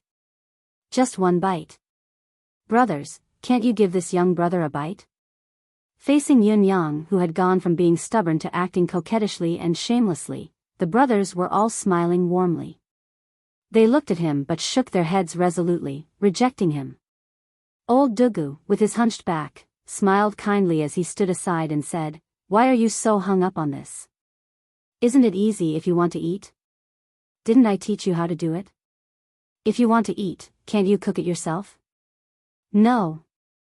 Yin-yang was stubborn. "I want to eat theirs. I want a bite from each of them. What's so special about cooking it myself?" Before Yin-yang's words echoed in his ears and heart, the small tavern suddenly disappeared. The big brothers were no longer in their original positions. They all stood up and walked away. 8 or 9 of them chatted and laughed as old Dugu followed behind them. They chatted and laughed as they walked into the distance. Surprisingly, no one paid any attention to him. Yin-yang looked around, not knowing what to do. As far as his eyes could see, the sky was tens of thousands of miles high and the ground was covered in yellow sand. Looking into the distance, there was not a single cloud of smoke, not even a tree or a blade of grass. There were no living creatures in this land at all. In fact, he was the only living creature left in this entire world. Naturally, no one would care about him. Yin-yang asked in a daze, "Where are all of you going? Why didn't you bring me along?" The dozen silhouettes further away were still conversing intimately with each other, their silhouettes moving further and further away. Still, no one responded to his question. Yin-yang's anxiety grew as he dashed out. "Wait for me. Wait for me. Let's go together." However, the group in front of him moved faster and faster, the distance between them growing further. The silhouettes on the other side gradually turned into a cluster of black dots before disappearing completely. Then, Yin-yang felt as if his brothers had turned into the stars in the sky. They were still blinking at him. Then, the wind came, the rain came, and the snow came, torrential rains, floods, fires, lightning tribulations, and countless catastrophes. Blood and fire intersected. In this devastated world, he was the only one left to struggle, to fight, and to roar. He needed help, he needed someone to accompany him on this journey. However, no one came. He was the only one holding on, while he was still in a trance, a figure swayed in front of him. Old Dugu appeared again with his hunched back. He still had that warm smile on his face as he looked at him with pity. "Child, go back. This is not a place for you." "I'm not going back." Yin-yang roared, tears in his eyes as he said stubbornly, "I'm not going back." Old Dugu looked at him sympathetically and said softly, "Child, remember, to take care of yourself in the future." As he spoke, he stretched out a hand and seemed to hesitate for a moment before slapping Yin-yang's shoulder. Yin-yang cried out, feeling his body retreating uncontrollably. Old Dugu, who was in front of him, was getting further and further away from him. Gradually, he could not see him anymore, just like everyone else. Yet, he was still flying back involuntarily. Yin Yang struggled as he flew and roared, "I'm not going back. I don't want to go back. Don't even think of leaving me behind. You say we're brothers of one heart, you say we'll go through thick and thin together. Now you want to leave me behind? It won't be so easy." Yin Yang roared, "There's no such thing in this world. I'll find all of you no matter where I go. Don't leave me alone. I'm the only one left in this world. What's the point if I'm alone? I'm the only one left. Can't you see? How much have I suffered? I can't take it anymore. I really can't take it anymore. Take me away. Take me with you. Take me with you. Wait for me. Big brothers, wait for me. Wait for me. Outside." Shangguan Lingxiu's face was wet with tears, her expression forlorn. She had been sitting here since yesterday while Supreme Cloud had slept for a day and a night. Later on, for some reason, as if he had encountered a nightmare, he cried and screamed uncontrollably. His hoarse growls were heart-wrenching. She could hear Supreme Cloud's murmurs clearly. Although she could not understand most of it, she could still understand some of it. These were things that Supreme Cloud would never have said even if he was beaten to death when he was awake. He was a god in the empire of Yutong. A living god. How could he show such fragile emotions? Perhaps, only when he was so tired that he couldn't support himself, so tired that he couldn't control his subconscious mind, coupled with the huge blow to his body and mind, when he really couldn't bear it, would he vent a little in the dream? Especially when he heard, "I'm not going back, I don't want to go back. Don't even think of leaving me behind. Don't leave me alone. I'm the only one left in this world. Can't you all see how much I'm suffering? I can't take it anymore. Take me away. I miss you all so much." Shangguan Lingxiu was sobbing her eyes out. If she were in his shoes, if she were Supreme Cloud and her brothers who had always been like brothers had all died in battle in a day, what would happen to her if she was left alone in this world? What was more, she would have to shoulder so many responsibilities when she was the only one left. Almost the entire empire's mental support was on her shoulders. She still had to take revenge. She still had to do things. She still had to shoulder responsibilities. She had to fight and kill. She had to face endless traps, she had to face all the despicable, filthy, noble, everything in this world, the spies in the imperial court, the forces of the martial world, the hostile countries, the 4 battlefields. All of these were originally the shared responsibilities of 9 people, each with their own division of labor and effort. Now that there was only one person left, the workload had multiplied. The loneliness, the desolation, the helplessness of being alone, yet he still had to press forward, to persevere with unwavering determination. Even a man of steel would not have been able to hold on for so long. It was said that the assassin from the empire of Zio this time was a relative of one of the 9 supremes.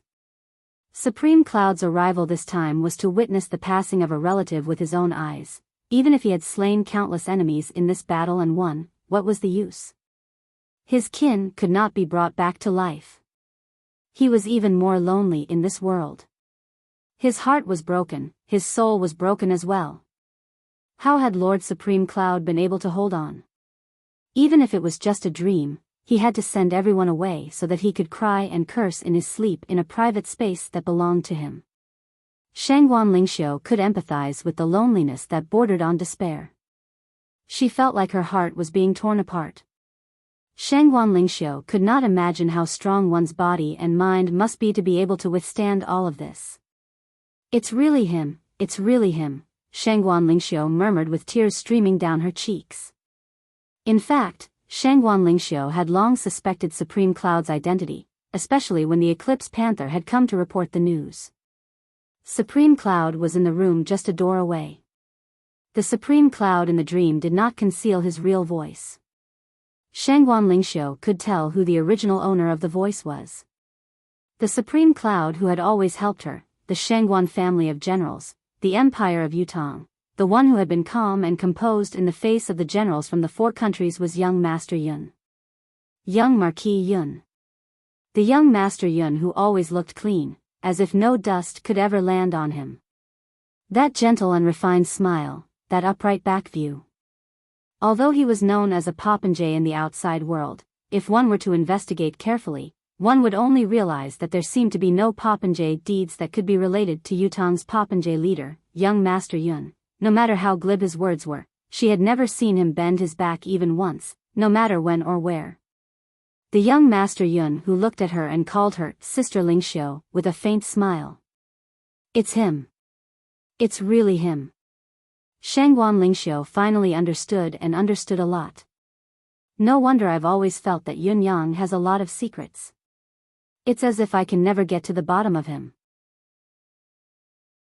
I can never understand what he's thinking, what he's pursuing, what he's aspiring for. No wonder I've always felt that this person is scheming and has never shown his true feelings.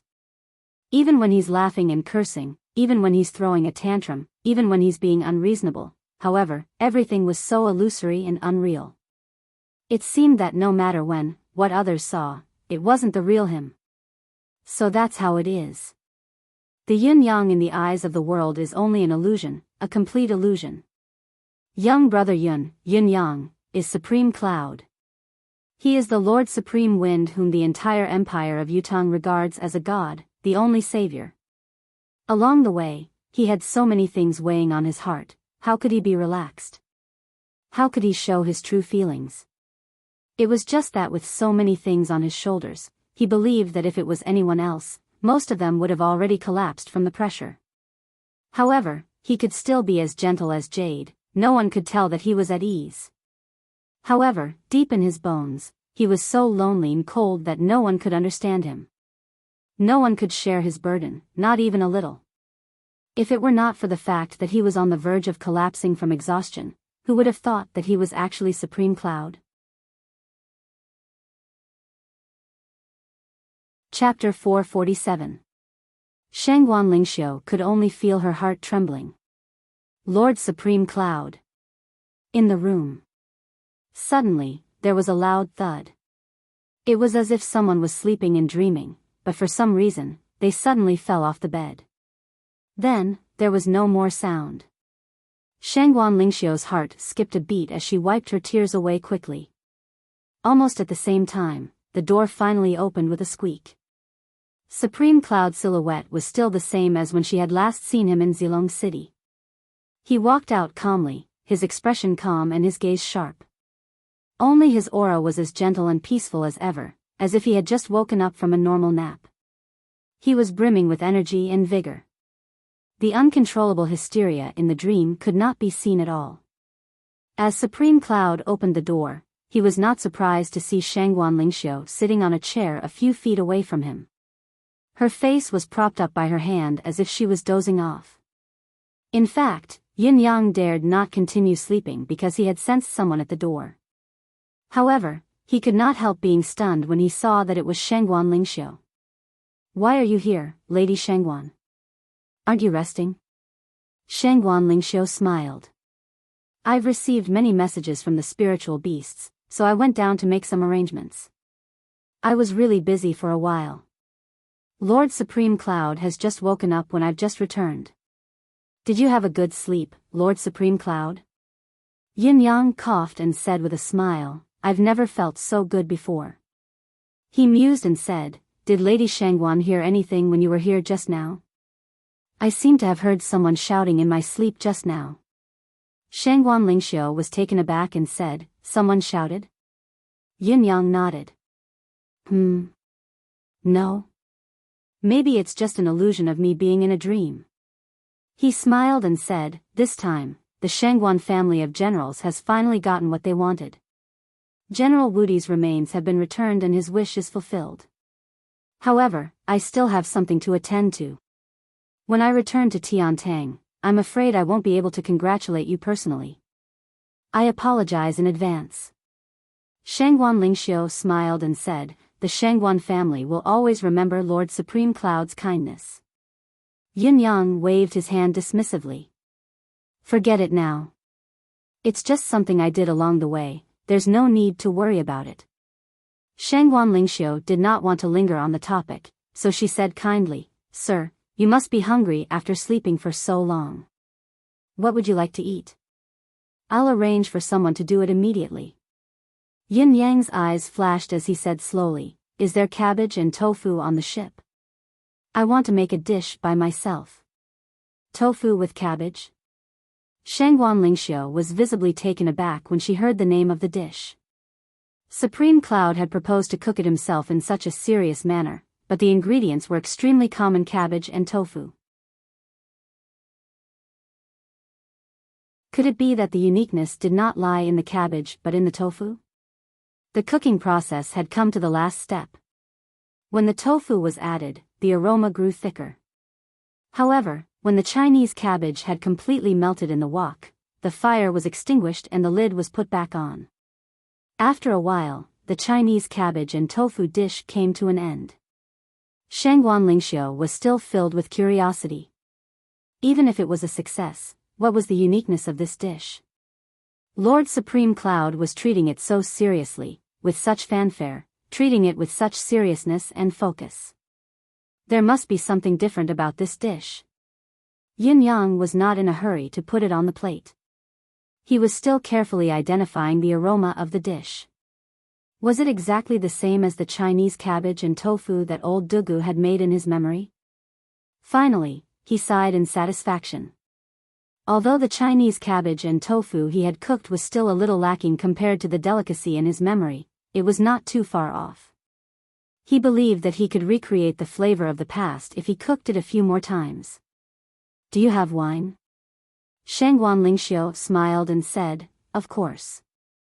How can there be no wine on a ship filled with soldiers? Why don't I accompany Lord Supreme Cloud for a drink?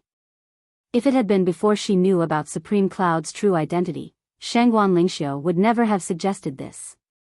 Now that she knew that Supreme Cloud was Yin Yang, she wanted to accompany her lover for a meal.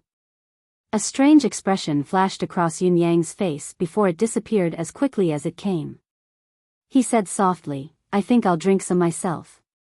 Shangguan Lingxiu was taken aback before she replied, All right. She was surprised. Could this Chinese cabbage and tofu have some sort of rare history? What past was it tied to? Now, his gaze, expression, and temperament were really very strange. It was as if he was filled with an indescribable emotion. Yin Yang drank a mouthful of wine and ate a mouthful of Chinese cabbage and tofu. Every mouthful he took seemed to be meaningful in Shangguan Lingxiu's eyes. Yin Yang ate the whole afternoon of the huge pot of Chinese cabbage and tofu. He ate quietly on the wavering ship. His back was facing Shangguan Lingxiu, a dreamy glint flashing across his eyes from time to time. Just like that, the afternoon passed by quietly. Yin Yang was unusually quiet throughout the meal. Other than taking a mouthful of food and a sip of wine, he did not care about anything else.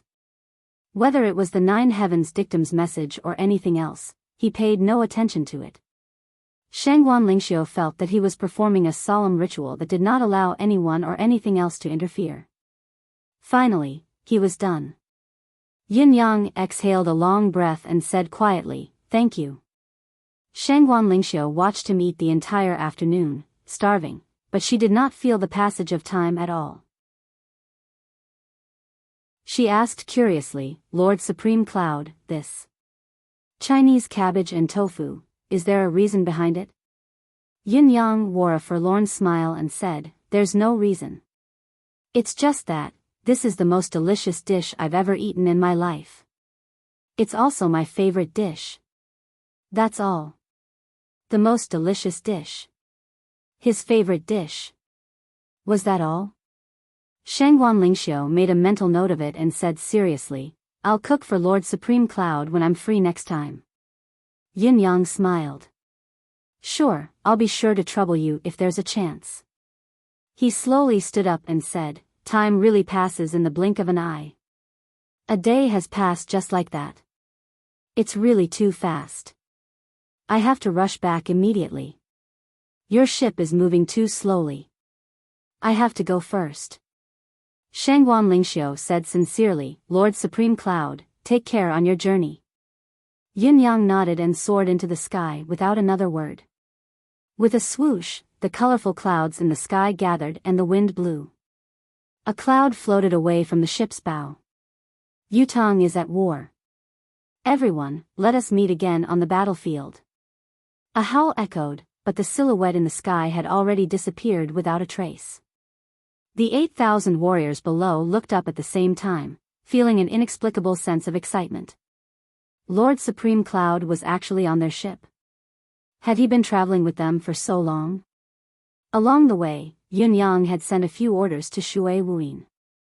Search for the famous assassin, ace cultivator Ouyang Xiaosha's whereabouts at all costs.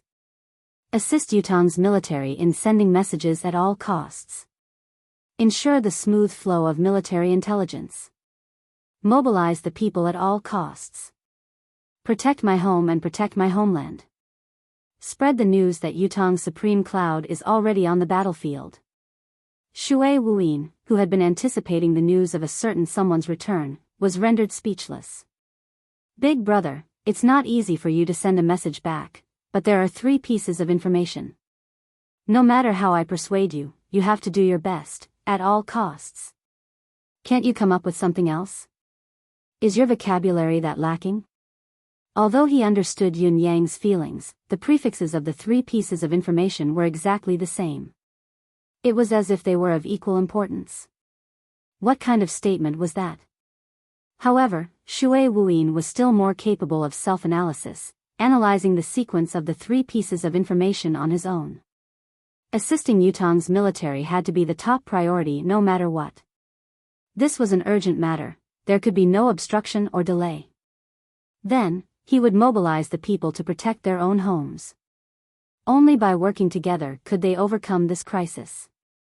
These 2 pieces of information were actually a series of actions that came along with the flow. As for Ouyang Xiaosha's news, it was placed at the end of the list. It was already a time of crisis. Relevant clues, especially when it was a relatively unfamiliar name, had to be temporarily shelved. It would not be too late to search for this person's tracks when Yutong's war was averted. As for the news that Supreme Cloud had already gone to the battlefield, Shui Wuyin had already released the news before Yun Yang had issued the order. Halfway through his journey back to the east, Yun Yang was surprised to see the empire of Zio's army retreating from the front line like a long dragon. It was an army that was already halfway to the battlefield, waiting to reinforce it. Further ahead, there were many more troops who were setting up camp and packing up. It looked like the empire of Zio was really going to withdraw from the four-nation siege this time. Since this was the case, Yun Yang did not waste any more time on the empire of Zio's side. He took a detour to the southern border and rushed to reinforce it. Compared to the northern battlefield, Yun Yang was relatively more assured about Taizheng. Since he was going to reinforce, he had to make a round trip before returning. If he were to travel in a straight line, the time would be much shorter, but he would inevitably waste a lot of places that could be taken care of. When Yun Yang arrived at the southern border, the war between Daiyuan and Yutong had already erupted. The battle was intense and unusually brutal. The marshal of Yutong's southern border who was facing the empire of Daiyuan's massive military force was Leng Daoyin's eldest son, Leng Shan. The southern border's marshal, Leng Shan, was at a critical juncture where he was overwhelmed and flustered. Leng Shan's military talent and cultivation, strategy and tactics, were not inferior to the other party. No, it should be said that Leng Shan's military talent was not inferior to anyone in this world. In the past, it was only because he was the son of Yutong's marshal, Leng Daoyin, that his reputation was slightly inferior to that of Fu Baogua, Yang Butao, and Tai Zheng. With such a capable general holding the fort, the southern border should be worry-free. The truth was as it was said. Those who were good at fighting did not have much merit. There were almost no urgent reports from the southern border because of this young Marshal Leng. However, the situation this time was different, completely different. Young Marshal Leng, who could not cook without rice, only had a total of 300,000 soldiers at his disposal. 300,000 soldiers sounded like a lot, but they had to face the empire of Dayuan's 800,000 soldiers who were attacking from multiple directions. Not only was the situation not optimistic, it was perilous. The disparity in military strength had caused them to be completely suppressed from the start of the battle. First, the 50,000 middle troops were suppressed on the front line, unable to move at all. The first two factors were disadvantageous to them, but now, the southerly wind that had been howling just a moment ago had suddenly turned into a howling northerly wind. That wasn't all. The wind was getting stronger and stronger, as if it was getting stronger and stronger. Even though it was the middle of winter and it was normal for the north wind to blow, such a change in the weather was extremely abnormal. Leng Shan watched as the marshal's flag fluttered abnormally. Suddenly, a thought struck him as he exclaimed in delight, could it be, as if his words had awakened them from their dreams, a strong sense of hope appeared in the eyes of all the generals present. The wind has changed. Could it be that, the 9 Supreme's lords have arrived? Just thinking about it made everyone's blood boil and they were indescribably excited. Everyone knew that the most dangerous part of the war was the eastern front line. Han Sanha's army was pressing down on the border. Although Fu Baogua had the geographical advantage, his total military strength was far from the enemy's. The war was dire. Once the eastern front line was breached, the country would be in danger of annihilation. The southern border, on the other hand, was the most stable side in the past. It was also the side that the 9 Supremes had sent the least amount of reinforcements. Therefore, no one had expected the 9 Supremes to appear on the southern border. What was more, there was only one 9 Supremes lords left now. They could not afford to be distracted at all. Therefore, the generals had not held out much hope for the 9 Supremes' reinforcements. The 9 Supremes lords should have appeared in the eastern defense. Now, in the midst of life and death and defeat, they were pleasantly surprised to learn that the 9 Supremes had arrived. Leng Shan was the first to sprint out. Standing in the open space, he looked up at the sky. Observing the movements around him, he confirmed it again and again. The northern wind was howling louder and louder, its sound growing more forlorn. Countless tree branches were actually snapped off and flew over from an unknown place, crashing into the Dayuan army on the other side. At the same time, the snow and ice on the ground began to melt bit by bit amidst the howling northern wind. After a while, the Dayuan army suddenly lit up as far as the eye could see. It was as if a single spark had started a prairie fire. After a few dozen breaths, the sparks had already turned into a sea of fire that swept towards the south. Leng Shan could instantly tell that it was Dayuan's army's tents, barracks, and supplies. They were all engulfed by the sea of fire. Amidst the blazing flames, dark clouds once again covered the sky. Amidst the dark clouds, the god of thunder beat the war drum as if he was playing along. Thunder and lightning were about to descend to the mortal world, like a lightning punishment from the heavens, wreaking havoc in the mortal world. It really is the 9 Supremes lords. Leng Shan was overjoyed at the sight of the natural disasters wreaking havoc in Dayuan's base. He raised his arms and shouted, "Change of strategy. Attack with all troops, counterattack with all our might. We will not return without victory."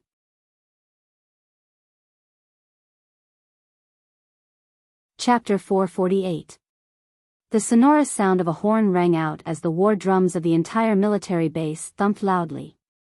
Someone was shouting crazily, "The 9 Supremes lords are here. The marshal has ordered the entire army to attack and counterattack. We will not return until we win. Attack! Attack! We will not return until we win." On the other side, De Yuan's camp was in a state of complete chaos. Many of the generals wore expressions of despair and dejection. Victory was right in front of them and the golden opportunity to break through the southern border's defense was within reach. Why had the 9 Supremes come? The empire of Dayuan's marshal stared blankly at the raging northern wind in the sky, the sparks around him, and the lightning bolts in the sky. Suddenly, he spat out a mouthful of blood. "Isn't this a trap?" he mumbled in a daze. didn't the Empire of Zeo say that they've trapped Supreme Cloud? Are they about to annihilate the 9 Supremes? Why would Supreme Cloud suddenly appear here? Why is this happening? If you can't trap him, you should have said so earlier.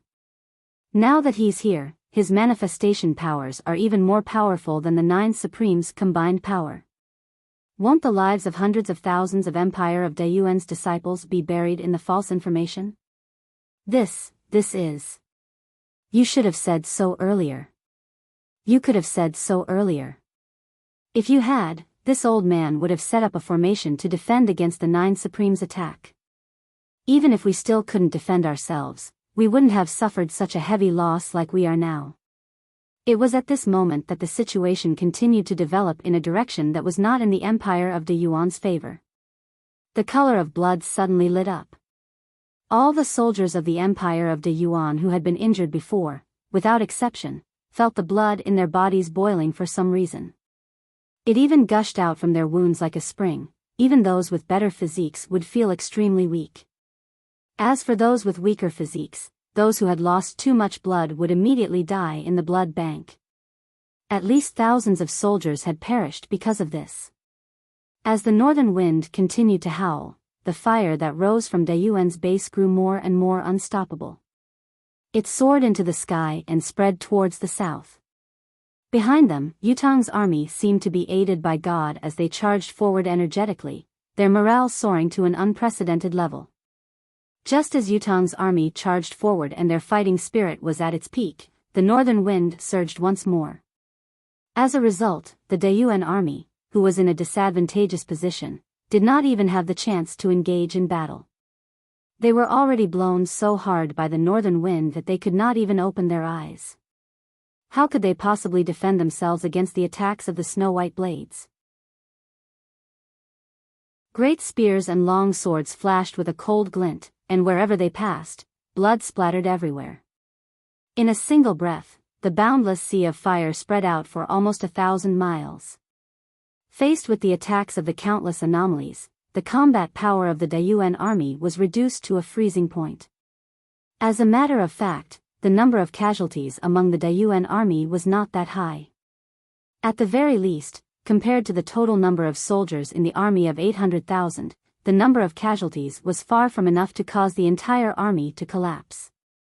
In spite of this, the sudden appearance of the power of heaven and earth, the power of nature, and the name of the 9 Supremes made Dayuan's army lose the will to fight. Almost from the very beginning, the process of defeat had begun. The northern wind blew strongly, the flames filled the sky, thunder and lightning intersected, and the color of blood filled the sky. In the following 2 days and 2 nights, Dayuan's army could only be in a state of collapse, a state of utter defeat. When Dayuan's army could finally reorganize their military forces, they were shocked to realize that they had already retreated more than 800 miles away. Don't move, reorganize everyone. We have lost this battle.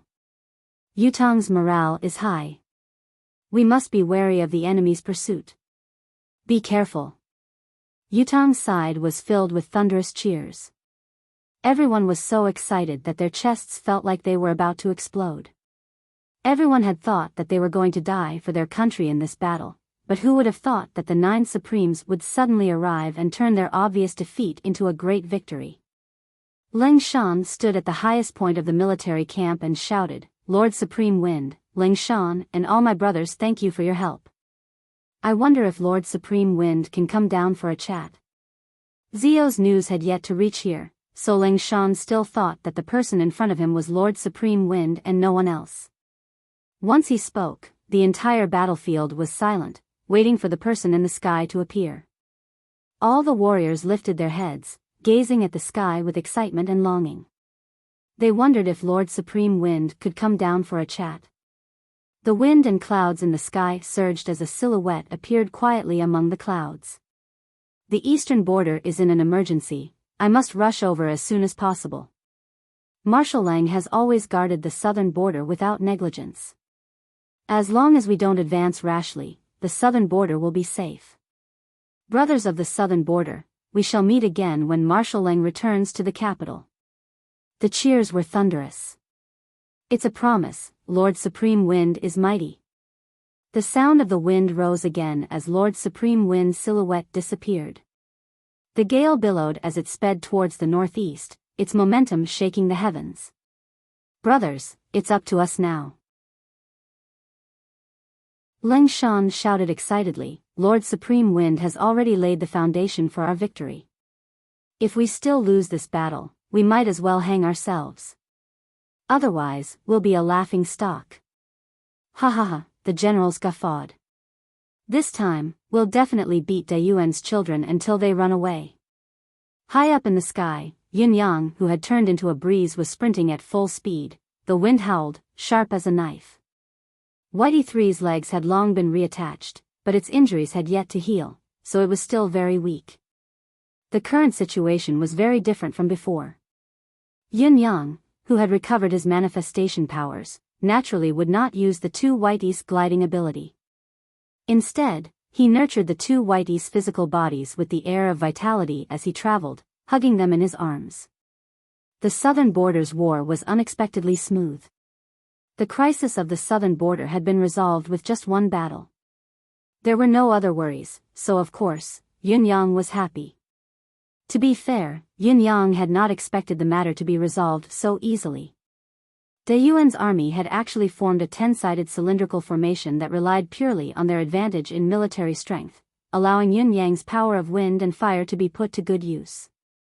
With such a change in the situation, De Yuan must have already known that Supreme Cloud is trapped in Zio. That's why the generals have launched such an unbridled attack. Other than Supreme Cloud's inability to come to help, it's also because young Marshal Leng's defensive prowess is renowned in the world. To break through his defense in the shortest time possible, it's indeed best to use such an advantageous military force to seal off all four sides and attack without regard for the cost. However, my sudden arrival has changed the situation, leading to this unexpected yet reasonable defeat. Does this mean that Zio has helped me? Yin Yang was rather amused by the thought. Yin Yang's speculation was basically in line with the truth. This was the only reason that could explain De Yuan's marshal, who had led troops for his entire life, making such a foolish arrangement. Of course, there was also the fact that Yin Yang's manifestation powers had improved tremendously. In the past, even when there were 9 Supremes reinforcements, there would not be more than 4 or more of the 9 Supremes gathered on one side.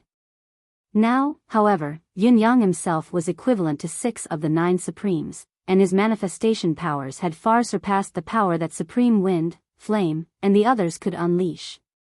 The combination of his manifestation powers had greatly surpassed the previous 9 Supremes' immense power. It was also the key to turning the tide of this war around. Although we've won this war, it's still a fact that Yutong's national strength is gradually weakening. Yin Yang was worried. The southern border is the side that Yutong has suffered the least casualties throughout the years. That's why there are 300,000 soldiers. However, other than these 300,000 southern border troops, the other reinforcements, including those who are still on the way, don't exceed 100,000 men. It's really difficult to help the overall situation. The country is at a critical juncture. The moment of survival has finally arrived. Now, only the eastern defense can be stabilized and Han San's troops will be defeated. Yutong will then have at least 5 years of recuperation. Yin Yang's gaze turned even colder as he made up his mind. Amidst the raging wind and clouds, he sped up. However, just as Yin Yang was moving at his maximum speed, an inexplicable sense of danger rose from the bottom of his heart. Yin Yang stopped abruptly. In the next moment, the cloud manifestation that was riding on the wind dispersed abruptly, turning into wisps of cool breeze. Although the cloud manifestation had form but no substance, it was still tangible and traceable. It was not as good as the wind manifestation, which had truly blended into heaven and earth and could not be seen by the naked eye. Yin Yang had long been prepared for the enemy's ambush. The reason was very simple. It was because the journey back home had been too smooth, so smooth that it was unexpected and even unreasonable. In fact, Yin Yang had been waiting ever since he had left Zilong City. His sudden attack in Zilong City could be said to have been an abrupt change. The Four Seasons Tower's Mr. Nian might not have been able to make it in time due to the unexpected turn of events. This was still within reason and understandable. However, when he had gone on a killing spree and charged out of Zilong City for a few days, there was still no movement. This was not normal. In the eyes of an ordinary person, this was a long distance that would require half a year's journey, but for a peerless cultivator like Mr. Nian, who possessed earth-shattering skills, it would not take long. He had been racing to the southern border and had fought the war, but the other party had yet to appear. There must be something fishy about this. Therefore, he was on high alert. It was not a surprise that a threat had arrived. It could only be summed up in 4 words: he had indeed come. That was all. Yin Yang dared not be negligent. He retracted his cloud manifestation and turned into a breeze, concealing himself completely. Only then did he carefully examine his surroundings. Beneath him was a forest that stretched on endlessly. Snow fluttered in the air, blanketing the area in silver. The forest rose and fell, stretching on endlessly. There did not seem to be anything out of the ordinary that he could see. In spite of this, the sense of danger in Yun Yang's heart did not diminish. Instead, it grew stronger. The whistling wind stopped as Yun Yang stared ahead, deep in thought. If there was danger, the source of the danger must be in the space in front of him. However, there was nothing out of the ordinary in this space. Could it be that there's another spiritual restraining formation ahead? But this isn't possible, is it? Yin Yang frowned. The speed of my wind and cloud manifestation is unparalleled in this world. No one can surpass me. Besides, I've unexpectedly rushed to the southern border first. My tracks are hard to predict. After taking such a big detour, who can catch up to me and set up a spiritual restraining formation on a path that I must pass through without any prior signs? What's more, it's above such a huge stretch of forest. If it's not a spiritual restraining formation, what kind of dangerous trap is there? It can't be a direct kill, can it? With my current ability and cultivation base, as long as my manifestation powers aren't sealed, even if Mr. Nian were to attack me personally, he might not be able to do anything to me. Yin Yang pondered. Speaking from the bottom of his heart, Yin Yang had always been extremely confident in his manifestation powers. However, when he had caught a glimpse of Mr. Nian's technique against Lei Dongtian from afar, it was truly breathtaking. He was 30% fearful, and 40% surprised by its unfathomable prowess. It was at this moment that a sharp sword energy suddenly soared into the sky, coming straight for him. Yin Yang did not even have the time to sense where the sword energy had come from. The moment he realized it, the sword chi had already covered the sky and the earth, and the surprise attack had already arrived. The sword energy whistled as the abundant sword energy crushed everything within the space where Yin Yang was. Even the shapeless wind and the shapeless clouds were torn apart. Even though Yin Yang had already turned into a breeze, he could not help but grunt. The power of this sneak attack was actually able to harm the wind and clouds. Yin Yang's manifestation could clearly feel that he had been injured amidst this wave of sword light and sword waves. Furthermore, this kind of sword chi had a very strange, or perhaps it could be said to have a very strange power. It was as if it had an inexplicable control over the spiritual energy of heaven and earth. To be more precise, it was a vague tendency to engulf it. It was only at this moment that Yin Yang was truly shocked. What cultivation method was this? How could it possess such an unfathomable power? How could there be such a sword energy in this world? Not only could it engulf spiritual chi, it could even produce an engulfing effect on his manifested form of wind and cloud. Even when he had completely turned into a breeze, he was still vaguely pulled by it. Amidst the shock, Yin Yang scrutinized it carefully and was even more shocked to realize that the strange sword energy was not only engulfing spiritual chi and interfering with the manifestation of wind and cloud, it could also cause considerable damage to his soul. Yin Yang had never encountered such a thing before. After the sword light flashed, it disappeared without a trace. Yin Yang had used all his deific consciousness, but he still did not see how the sword light had disappeared. It was obvious that the other party's art of sword manipulation had reached the pinnacle of swordsmanship, the acme of perfection. You're tuning into the Romantic Tales YouTube channel. Don't forget to subscribe and join us on this journey to catch the most captivating stories.